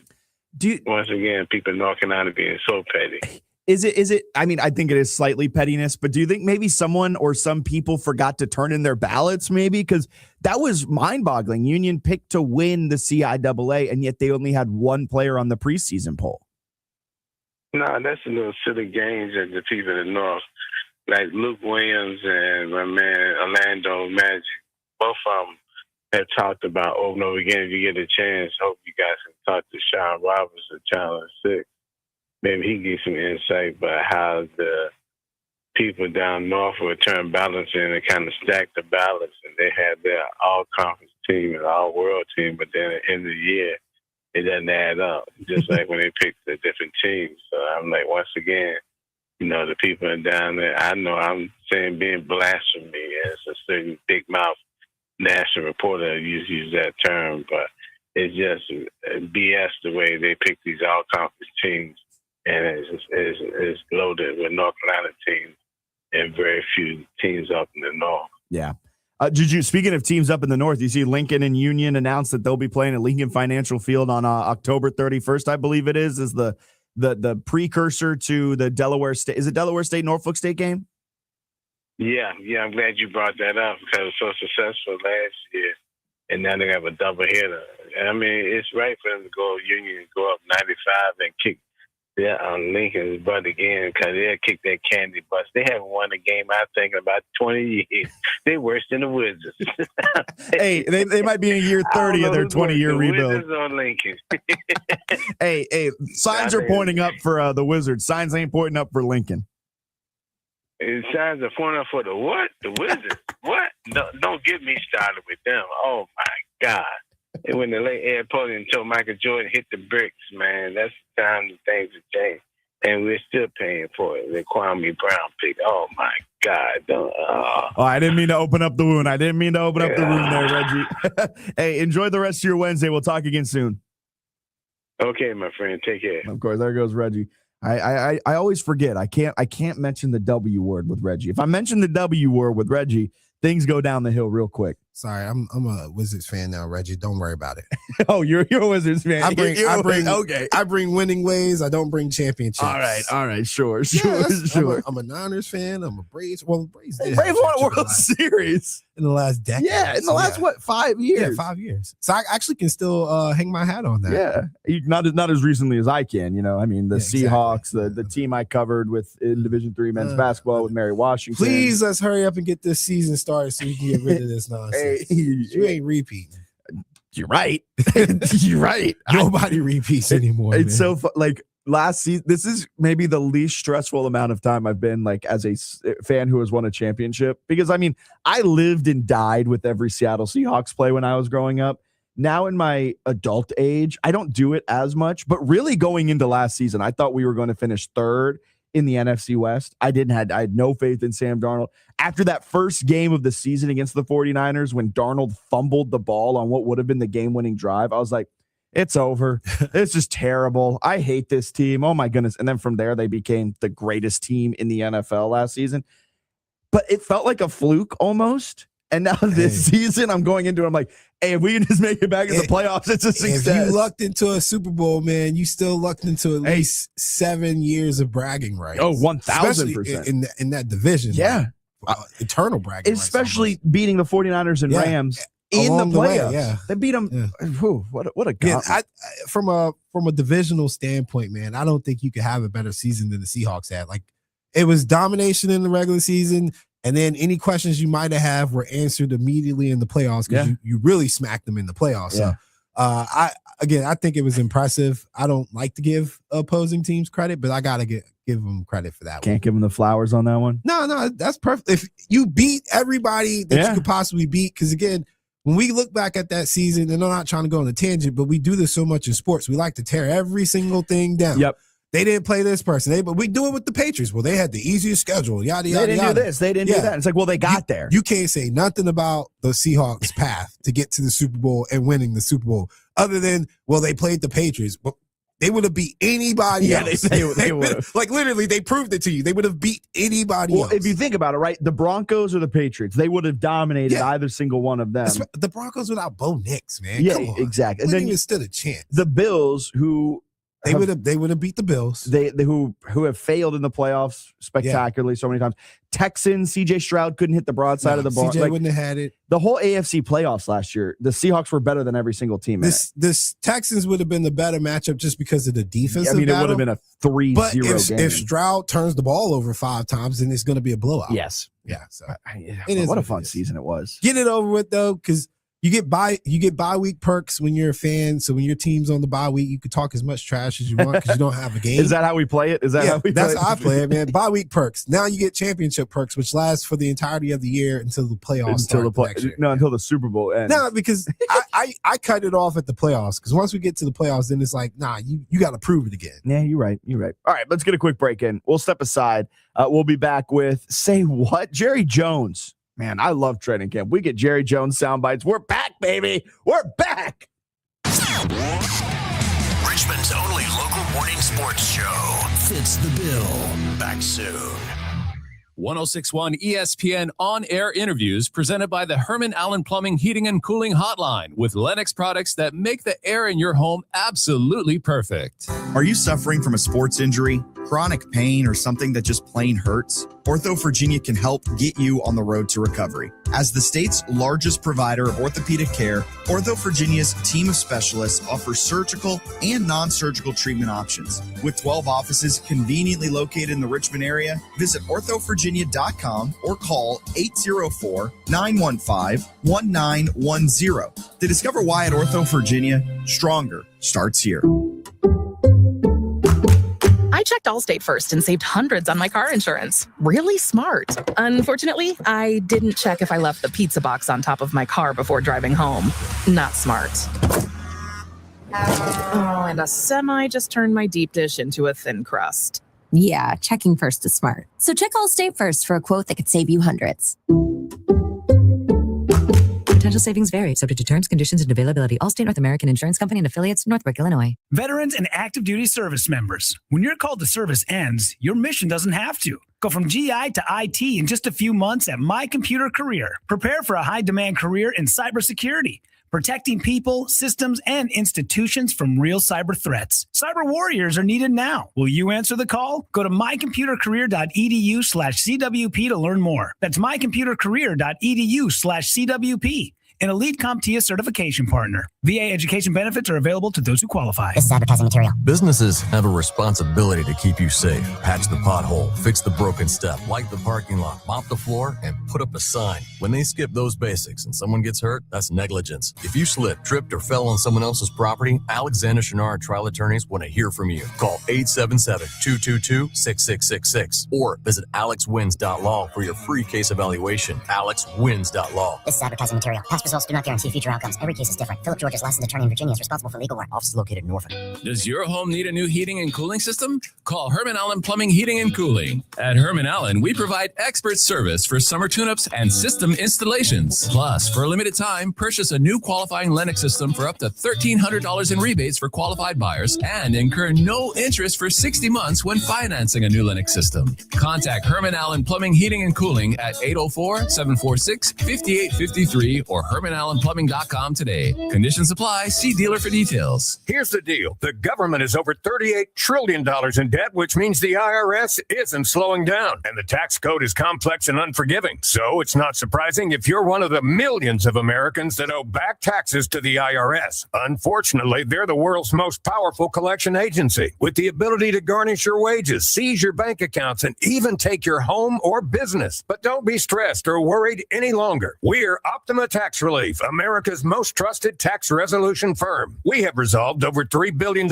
in tax debt for our clients. Our award-winning professionals deal with the IRS every single day, protecting our clients and preparing them for the best possible resolution. For tax help you need, for tax help you can trust, give Optima a call today. Call 800-343-6460. 800-343-6460. 800-343-6460. Optima Tax Relief. Some restrictions apply. For complete details, please visit OptimaTaxRelief.com. Richmond wanted local sports talk in the morning, and we fits the bill. Back now on 106.1 ESPN Richmond.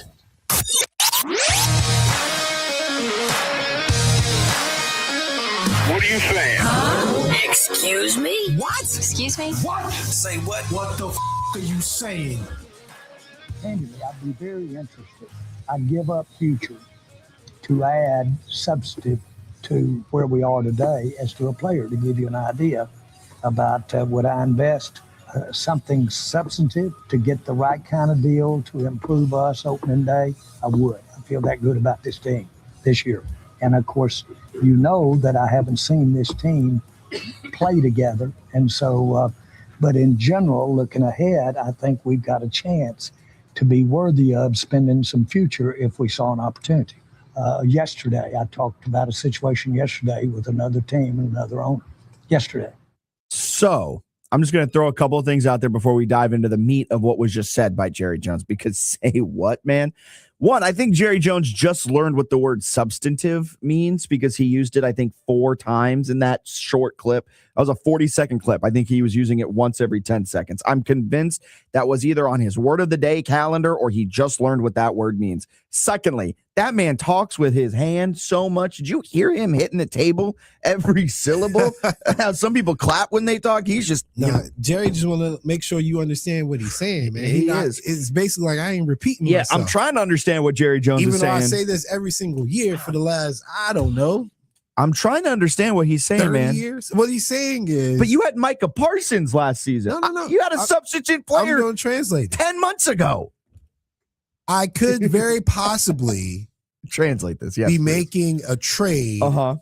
However, there's a possibility that I'm also not going to make a trade. What we're going to have to do is I'm going to have to go back and reevaluate the team. And if I think that we are in a position to win, which I usually do think we're in a position to win, I'm going to probably make a trade. It's just a lot of nonsense, man.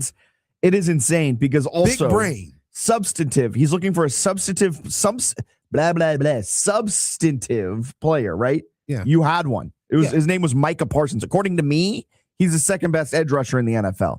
And sure, I get it. You flipped Micah for Kenny Clark, and you ended up trading for Quinnen Williams using that pick you got in the Micah Parsons trade, that first round pick. So I guess you flipped it to make with getting substantive play, but whatever. But you likely could have kept Micah Parsons and still traded for Quinnen Williams or still traded for Kenny Clark. Just throw him a first rounder. If you're so infatuated with Kenny Clark or Quinnen Williams, just give him a first rounder and you could have Micah and one of those two guys. Because this defense last season, this Dallas defense ranked, I want you to guess, Alan, where Dallas's defense ranked last season in my favorite stat, expected points added allowed per play. I want to say they were bottom third. Hey, you would be right. And you could even go even further because they were dead freaking last in that statistical category. They allowed 0.162 points per play. Expected points per play, right? 0.162. The next closest, the 31st ranked team in the NFL in EPA allowed per play, it was Washington Commanders with 0.152. Hey, so that's a pretty large gap when you're talking EPA. They got my boy Caleb fourth downs. It's gonna be different this year. Hey, I guess they did get a substantive player. It's gonna be different this year. I got faith in you, Dallas defense. The Dallas defense ranked 31st in success rate allowed. They ranked 30th in pass EPA allowed. And again, what EPA does, it just measures on a per play basis how the plays go in terms of trying to find the end zone. And when you've got a high number on defense, that's really bad. And the Dallas defense allowed 0.239 EPA per dropback. They ranked 29th in the league in rush EPA allowed, 0.034. Typically, rush EPAs for good defenses are minus 0.034. Instead, Dallas was positive 0.034. That defense last year was absolutely abysmal. One of the worst we have seen in quite some time. And is it because they traded Micah Parsons? No, it's probably not totally, but it's probably because who they fired, and now they've brought in Christian Parker, who has been kind of one of the wonderkin type of guys. Like, people really like him. But they still don't, like, if you're going to trade for a substantive player, you shouldn't have traded away arguably the greatest edge rusher of his generation. I say generation, not in that he's playing in the same generation as Myles Garrett. No, they're not. Myles let him know they are not in the same generation. Yeah, Myles is a little bit of the old head, and Mike is kind of that young buck type of guy. He also let him know that he's still second best, and he's still second best. But within Micah's, like, when Myles Garrett retires, Micah Parsons, it's his throne to lose as the best edge rusher. Side note: how much respect do you have for a guy like that, man? He looked Micah dead in his face and was like, "You're not better than me." Myles Garrett scares me. Myles Garrett scares me. If I saw Myles Garrett in an alley, me and him, I'm finding another alley. He's on your podcast. Look you dead in the face. Nah, you're not. Yeah, he's on your podcast. That part. He's on your podcast. That was great. Woo. But look, Dallas is now in a spot where they have to bolster that defense because Jerry Jones said it.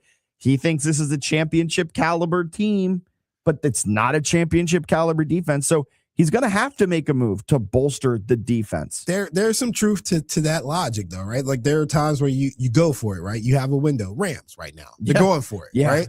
But again, Jerry's never been that aggressive, and he could maybe say last year was him going for it since he made an aggressive trade, but it was a dumb aggressive trade in most people's opinion. You could have just paid the guy, and then we're back in the same situation. We got Quentin Williams, an asset that you got from trading Micah Parsons. He's up for a contract. You got Pickens, another asset who's up for a contract. Like, you got these two top level players at their respective positions. And when I say top level, they're top 10. They're going to want to get paid. And when you have a top 10 talent in today's NFL at any position group, when they come up to get paid, they're going to reset the market. Yeah. That's essentially what you're looking at. Look at Denzel Ward. Yeah. Get Denzel Ward paid before Christian Gonzalez gets paid, because Christian Gonzalez is up. And shout out to the Patriots. They didn't even hide it. He's going to reset the market. We're going to make him the highest paid player. And like Seattle with JSN, you got him signed before Puka Nacua. Yes, you got to get it done. And Nacua's now going to reset the market. Yeah. So Seattle, in theory, just saved themselves a couple of $1 million. George Pickens is due for an extension. George Pickens, you would have had him $10 million cheaper a year ago. When you traded for him, if you had immediately traded and signed him to an extension, you would have saved probably $10 million. There's been a study that looked at Dallas and about how they handle their contract. I can only imagine. I think they have wasted over $100 million.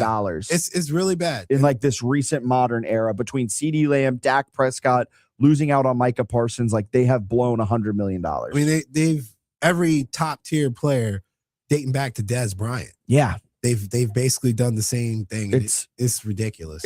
It's insane. And look, Jalen Carter just got paid. Guess what's going to happen with Quentin Williams? Exactly. It's like you're missing out. And like this is a team that offensively is a Super Bowl caliber offense, right? Like, they ranked 5th in the NFL last year in EPA per play. Dak Prescott, when healthy, is one of the best quarterbacks in the NFL. Now, I know there's someone right now furiously texting out a text right now that's just like, well, actually, in primetime games, he's not very good. And when the lights shine the brightest, Dak isn't that good of a player. I don't really hold that against him because the overall sample is just overwhelmingly good. In over 65% of his games, he's good. Yeah. We'll take that. I mean, seriously, we'll take that. I thought that was a slight Adam. No, because, I mean, his playoffs have been awful. But again, you played 17 games before that, and in those 17 games, he's good in at least 10 or 11 of them. And that's why I have. And this is we're going on a tangent here, but that's why I have such a hard time when people are like, Lamar is a terrible playoff quarterback. It's like the sample just isn't large enough to say that. Are his playoff games not his best games?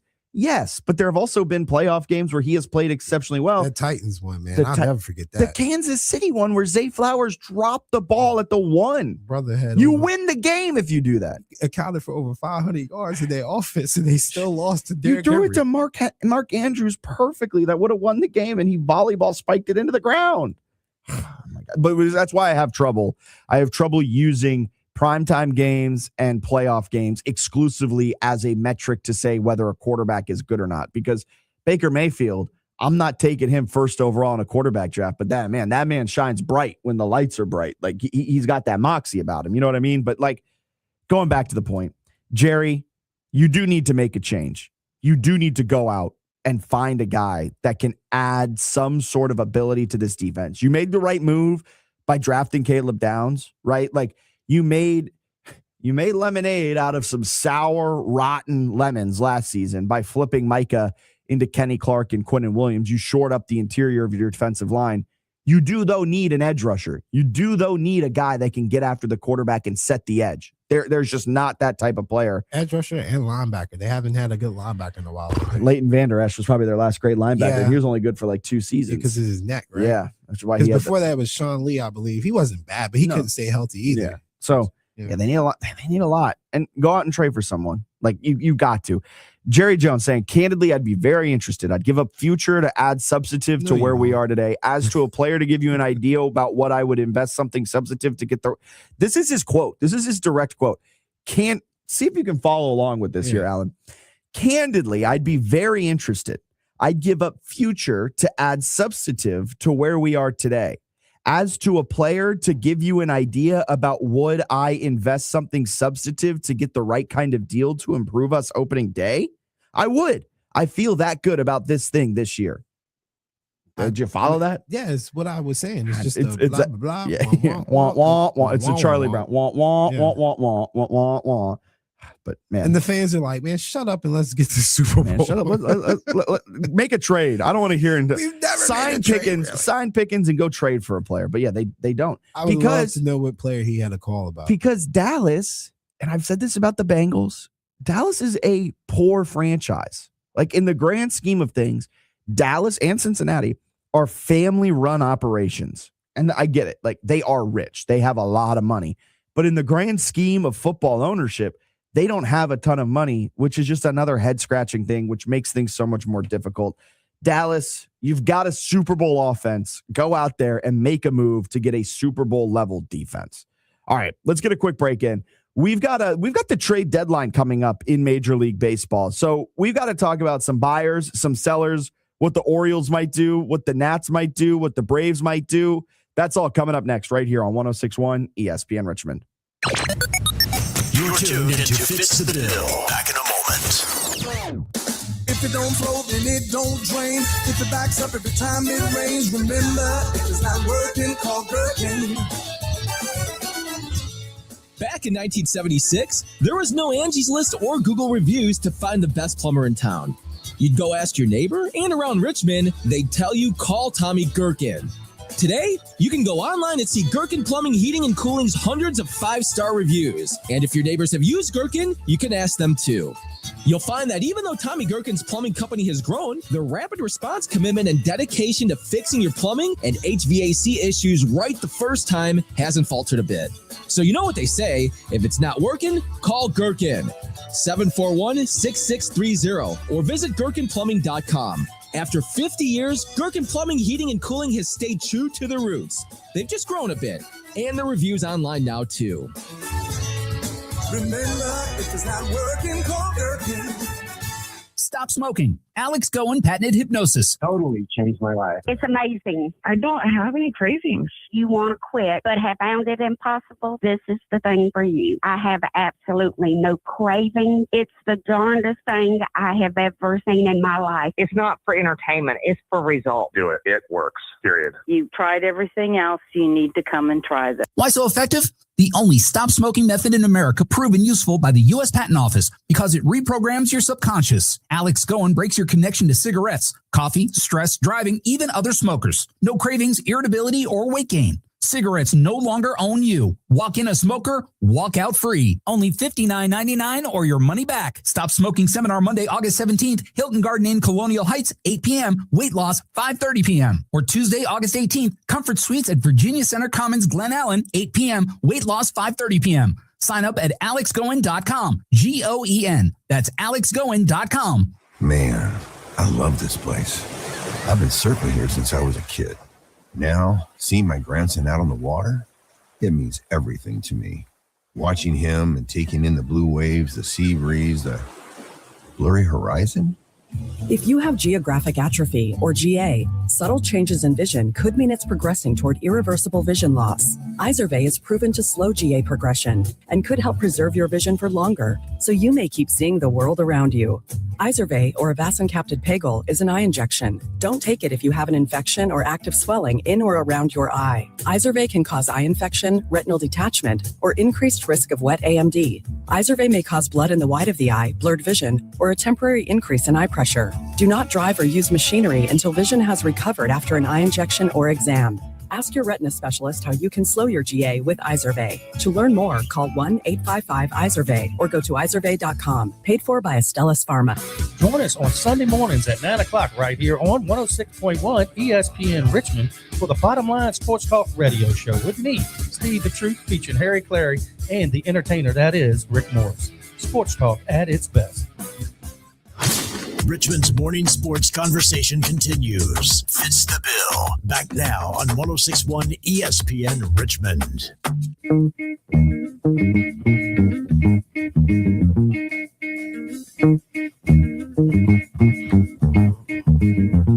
Express yourself. Just a couple days away from the old MLB trade deadline.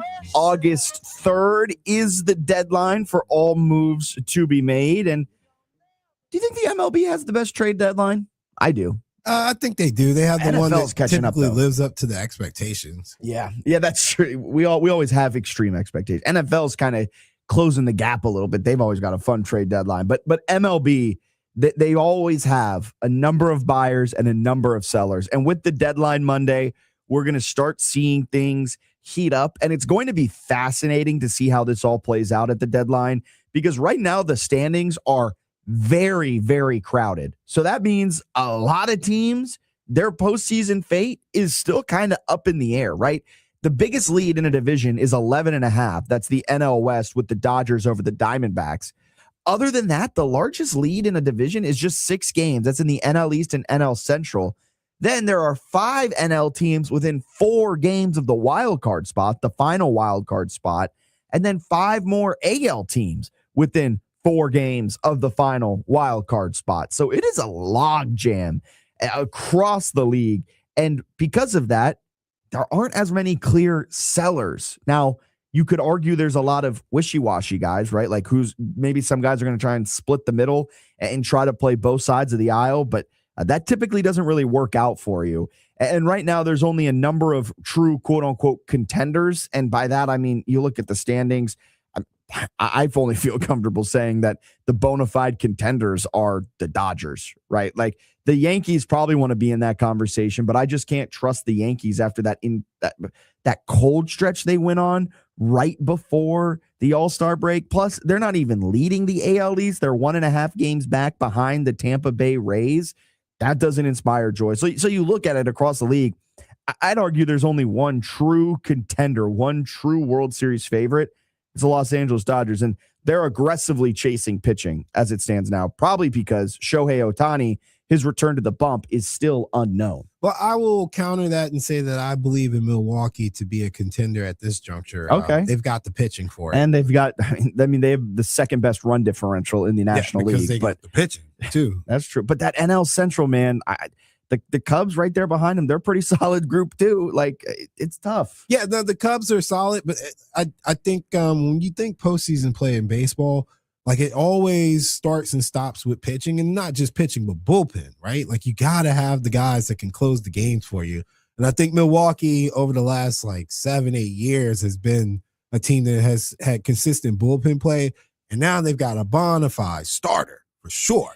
A guy that you can throw out there. And you can start 2 games in the World Series. He's a series winner, right? Like you could put him out there. he'll win you the series. He's that special. So I think they're a dangerous team, and you got to watch out for teams like that. And I like I said, at this juncture in the season, I believe them to be real. Not because they have the same record as the Dodgers, but because they fought off some pretty good teams in their division. And again, they've got a guy that's like, you don't even talk about Paul Skeens anymore. Like, you really don't. He's that good. Yeah, and Paul Skeens not having a terrible year. The Pittsburgh Pirates, low-key, 2 games above 500. Yeah. Now, it always falls apart post-All-Star break for him. My cousin was at a game last night. He's out in the area, and he was at a game, and he texted me and was like, man, the Pirates are so bad. And I said, honestly, man, you're a couple games above 500. Yeah. You're actually good. This is great for them. That's a World Series year for the old Buckaroos. But I was like, take your Braves fandom out of it, bro. You ain't wrong on that. Some other buyers, Yankees, it's reported that they really want a late inning reliever, Mason Yankees Miller. Are just MLB Cowboys. They're always buyers. Yeah, that's so true. Mason Miller of the Padres reportedly atop their wish list. So I hate saying we'll see, but we'll see on the Who's Yankees. the top of their wish list? Mason Miller. Yeah. They always. I love it when the Yankees are like, atop their wish list is insert great player. Yeah, insert any high end player. I'm sure it's like Scooble's on there as well. We'll go down to the Tigers real quick because Scooble is going to be on the move. I think Jeff Passan, he was on a Sports Center this morning talking about how there's a very good chance that they'll just move off of him because the offers are going to be too lucrative for them to pass up. And this season just has not gone the way that the Detroit Tigers were hoping it was going to go after a magical. They are 51-57, and I feel for Detroit because they are one of 2 teams in the AL Central with a positive run differential. Chicago has plus 41. Shockingly, the Chicago White Sox are atop the AL Central, right? Then the Guardians have a minus 19 run diff. Minnesota has a minus 26 run diff. And the Tigers, who are 6 games below 500, although just 5 games back in the AL Central, are plus 39 in their run diff. But because of where they stand and because of the offers that they're going to get, Jeff Passan and other MLB insiders put it at about an 85% chance of him being dealt. So Scooble will be on the move. Yeah, I agree. I bet he's going to go to the Yankees. And the Tigers are in a position where, like, you go into the season, you look to see where you are at this juncture. And if you're not competitive, like, this is your asset to get rid of. So. Yes, this is your asset to set yourself up for the next 5 years. It's similar to what the Nationals did, right? Like with that year they moved off of Soto, Scherzer, Trey Turner. I still don't necessarily agree with how they did it, but I get it. I don't either because it was a very extended rebuild. Post World Series, they still aren't back to where they were. And so you could argue that rebuild wasn't necessarily executed the right way, but I guess the ends kind of justify the means. You got CJ Abrams, who's pretty darn good, and you got James Wood, who's pretty darn good. Yeah, I mean, they're in the wild card conversation. And they're better off than the Orioles. And they're a team right now that is kind of one of the ones that might be trying to walk the line, play both sides of the fence, because people are saying they're sellers, whereas there are other people thinking that they might actually be buyers. They're in year 1 of a new front office, and they're still in the process of trying to build the system they want, where their pitching has been not very good this year. They're 25th in MLB in ERA. Team ERA is 4.66, 23rd in whip, second to last in shutouts, 27th in home runs allowed. They've got Foster Griffin, who is a 30-year-old free agent to be, who has a 2.68 ERA. So that's a good asset that you can have to try and flip. But look, they are listening on offers, and they might actually try and maybe acquire some guys, but they probably won't move all of that much. They'll probably stand pat and just go into it. If they get a good offer for Foster Griffin, they'll move him. But people are reporting that, CJ Abrams, Luis Garcia Jr., they might be names that if they get a good enough offer, they'll move off of. But I see Nationals kind of standing pat and not doing anything and trying to play for a wild card. I would hold the line if I was the Nationals. If they were maybe 5 games better, which I know sounds kind of silly to say, but like if they were around like 60 wins at this juncture, I would consider it. But their plan has always been probably 5 to 6 seasons, especially after they change general managers and things like that. And that's next season. Next season is the one they've got circled as what they want to be their breakout year. And they're hoping not to be like the Baltimore Orioles where they circle I would hold the line if I were them. I would too. Maybe because Griffin is going to be a free agent and you get a good deal on him, but you also have him in your building, you might be able to keep him as a free agent. And I know we just got smacked by these dudes a couple games ago, but the Mets should sell the team. Sell everybody. Mets are reportedly in, and this shocks I don't think anyone, in full sell mode. Like they blow it up. Sell it all. Get rid of it. Get rid of it. Take your Fitz, move it back a little bit more to sell it all. Honestly, that team is an utter disgrace to the game of baseball. Like, at what point in baseball do we stop just buying people and thinking that's going to win? Those days are so long gone, man. It really is. And I'm not trying to be cruel or anything, but it literally died. Pile on. It died with George Steinbrenner. Yeah. Like, he was the last guy I can remember that would go out, buy, and they would buy. But he had a foundation. People forget about that, man. Jeter and those guys came through the system. They didn't buy their entire team. What they bought were assets to make that team better. People are literally trying to buy an entire team without having a foundation, and that's why it's falling apart. And it looks goofy. Like, at least the Dodgers kind of got it right. Yeah, no, I think the Dodgers did get it right. They bought a couple of big name guys. They had foundational guys, Muncy, Will Smith, and some of the others. And Mookie's now been there for so long that you think of Mookie as a Dodger. Sorry, Boston fans, but you don't think of Mookie as a Red Sox anymore. Yeah. And like that's also what the Yankees did so well in the early 2000s and the 90s, right? You have your foundational pieces, but A-Rod was there for a while. The foundational piece was Pete Alonso. They had one guy. And they let him go. Was like, we're going to get everything. Lindor, Soto, all the guys. How much you want, Soto? If the Yankees won't pay a player, you should not pay a player. Like, come on, man. The Yankees, of all the people. You know what they call that?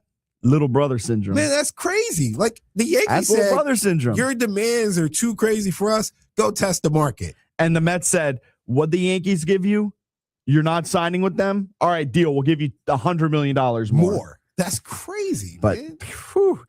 The Mets, man. You get the Mets you deserve everything you get when you do something like that. You know what's crazy? These words that are about to come out of my mouth. You ready for this? What? The White Sox are buyers. Hey, they are. I get it. I mean, yeah, the AL Central has always been a head scratcher. Apparently, their GM Chris Getz is eyeing some more starting pitching like Reed Detmers or Clay Holmes. Yeah, I mean that long size. It's worth the shot if you're the White Sox, man. You don't get too many opportunities where you're high enough that we see you on the screen. That's so rude. Typically, the standings are so low, and they control their own destiny, man. You know who's not in any of these conversations right now? Atlanta Braves. Oh, well, I mean the Braves.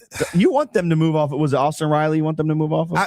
It's not that I want them to move off of Austin Riley. If we're gonna move off somebody, I think it should be Austin Riley because I don't think we have anybody else that we could get rid of that wouldn't hurt us in the long run, right? Like we're not going to get rid of Olsen, Acuna, Albies, or any of these other guys.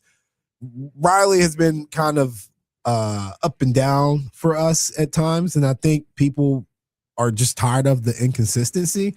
But his ups are so good that I think he's still an asset, that he's a tradable asset. He's a piece that you can acquire prospects or package for a Skubal or somebody like that if you do it right.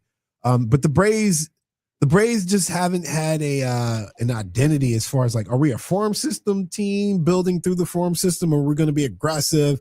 Because our version of aggressive, we just don't compete market-wise with prices. So we're looking at rentals. And is this team good enough to add a rental like Skubal for the season and win a World Series? Not just compete. Like if we're doing a rental, we need to win the World Series. Yeah. And I don't know if this is a team good enough that if you add a rental that they're there to win it. Yeah. So it would be kind of a waste. So it's basically purgatory, right? Like we're good luck. Damned if we do, damned if we don't. Good luck. Yeah. So good luck. Another team that's just screwed is the Baltimore Orioles. Just be sellers. They have said, Mike Elias, the president of baseball operations, said in late June, we're going for it. And then sources have said that the actual approach is still yet to be determined. And then MLB Trade Rumors is saying that president of operations could have a foot in both the buyer and seller camps. They've got a long list of players that are about to be free agents. Taylor Ward, Trevor Rogers, Andrew Kittredge, Chris Bassett, Zach Eflin, Keegan Aiken, Taylor Ward. He is had a pretty solid season. He might be one of the most coveted trade chips that the Orioles can offer. Eflin and Rogers. But then they also have guys like Adley Rutschman, Jackson Holliday, Kobe Mayo, these young guys that have not really panned out the way Adley has panned out the way they thought he was going to. But there are other guys, the guys that were coming up in 2024, 23, like maybe you move off of one of those if you get a good enough offer. It's a very tough time because ownership in Baltimore doesn't want to admit failure. Doesn't want to be successful. They don't want to admit failure. And by not admitting failure, they're refusing to be successful. And so they're trying to do both, similar to that, how they did it in 2024 when they traded pending free agent Austin Hayes and then also added Zach Eflin and Trevor. Like, it just doesn't matter. It just blow it up. I hate to put this on you, Adley, but get ready to be Joe Adley, Mauer. Learn New York Yankees. No, get ready to be Joe Mauer, man. Oh man, you're gonna be stuck in though. Baltimore. You're gonna have a great career, but you're never gonna really be a winner, man. Hey, but he's a Hall of Famer. Which is unfortunate to even call him Mauer because he doesn't even have a more no. Like at least I remember those two, and they did the best they could with what they had. But didn't they make it to one World Series? I believe so. But man, it's tough to be as good as he is and just not have any support like around. So they won't ever. I don't think they'll get rid of him because if you're the Orioles, you still from a branding purpose, sell tickets. You need to sell tickets. You need a face, and he's got to be the face. Yes. All right, let's get a quick break and step aside. Be back. Wrap up this Wednesday edition of Fitz the Bill right here on 106.1 ESPN Richmond. You're with Fitz the Bill on 106.1 ESPN Richmond this morning. Short break coming up. The IRS finally caught up with Louie. I hadn't paid my taxes in 8 years. I owe the IRS a lot of money. Louie was in deep trouble. We're going to take your house, put a lien on your bank account, garnish your pay. They don't care. They're going to take your paycheck. Louie found out about Optima Tax Relief, the leading tax resolution firm. A-plus rated by the Better Business Bureau, they've resolved over $3 billion for their clients. Optima Tax, they help me. They calm me down. They make me feel comfortable, and I trust them. Louie has a lot to be thankful for. I don't owe the IRS anymore, and I'm able to live a comfortable life, a lot better life. It was because of Optima Tax. For tax help you can trust, call Optima now for a free consultation. Take it from Louie. If you owe the IRS, don't go it alone.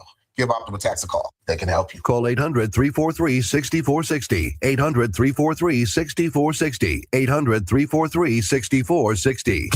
Optima Tax Relief. Testimonial from an actual client. Some restrictions apply. For complete details, please visit OptimaTaxRelief.com. Enjoy local at Star Hill Beer Hall and Rooftop in Scott's Addition. Catch every big game on indoor and outdoor TVs or on the rooftop bar with a cold drink and city views. Try Star Hill's award-winning beers, craft cocktails, and brew pub bites while watching the game or at our monthly events like Comedy Night and Sunday Crafters Market. Meet your friends, catch the game, or make a night of it when you eat, drink, and enjoy local at Star Hill Beer Hall and Rooftop. I know that hiring can be challenging. You need someone to match your role perfectly. Well, now you can meet them fast on ZipRecruiter. Build your team, build it sooner. Meet your match on ZipRecruiter. Just head to ZipRecruiter.com/free right now to try it for free. That's ZipRecruiter.com/free. Meet your match on ZipRecruiter. Try it free. I move mountains for a living. Literally. That means I don't carry hand lotion, and when it comes to serious heartburn, I don't mess around with anything but Rolaids Max Strength. Its dual-active formula has 1,500 milligrams of calcium carbonate and magnesium hydroxide that relieves heartburn fast. And the best part? The roll fits right here in my pocket, so I can get back to moving mountains. Rolaids spells powerful relief. 1,500 milligrams is our highest amount of antacid per tablet. Read each label. Use as directed. Keep out of reach of children. Local voices, local takes. Richmond's only local morning sports talk show. Fitz the Bill. Back on 106.1 ESPN Richmond.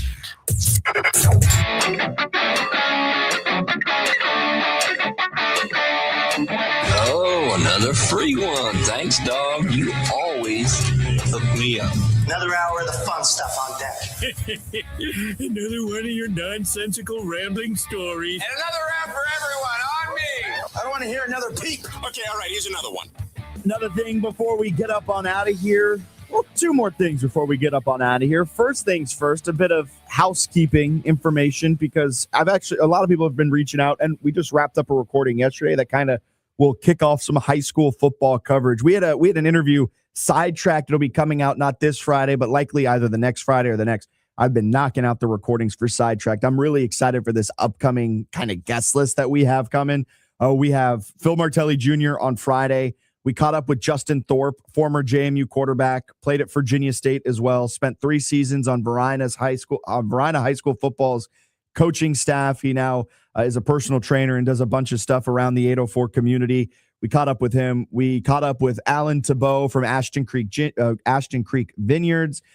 So our whole sidetrack stuff, it's coming along in a great way. But with Justin Thorpe, kind of kicked off our high school football coverage. So that'll be coming up in the next week or so. Probably next Friday with it. But that leads us to the start of our high school football coverage, because people have been reaching out asking about when that's going to start. High school football coverage, it's the official kickoff is how I'm going to describe it. It is Tuesday. The Richmond Times-Dispatch, shout out to them in a big way. They are putting together another 804 high school football media day, where it's going to be 8 hours of interviews, talking with coaches, players, everything in between. I'm super excited for it. So that's going to be Tuesday, and we're going to set up shop there at 804 Media Day, and we are going to get as many interviews as humanly possible. We'll air some here on Fitz the Bill. We'll air some on our YouTube channel, Fitz the Bill, on our Instagram, Fitz the Bill, ESPN, RVA. So really, our Talk of the Town high school football coverage kicks off, pun intended, on Tuesday after 804 High School Football Media Day. Big shout out to the Richmond Times-Dispatch for getting that going. And then once the season starts up, of course, we're going to have our Talk of the Town Player of the Week. We're going to have our Talk of the Town Game of the Week, where Alan and I will head out to some of the biggest games around the 804. We'll cover it with highlights from the games, post-game interviews, and of course, Fitz the Bill food reviews. They're going to be making a comeback. Presented by H-Dog LLC, man. It's going to be making a big old comeback. I might have some Fitz the Bill food reviews coming up this weekend, though, because I'm going on a little bit of a minor league baseball road trip. So peek behind the curtain. We'll be live tomorrow. So the show will be live tomorrow. Then on Friday, we're going to have a show. We're going to have Fitz the Bill, but just a peek behind the curtain to you listening.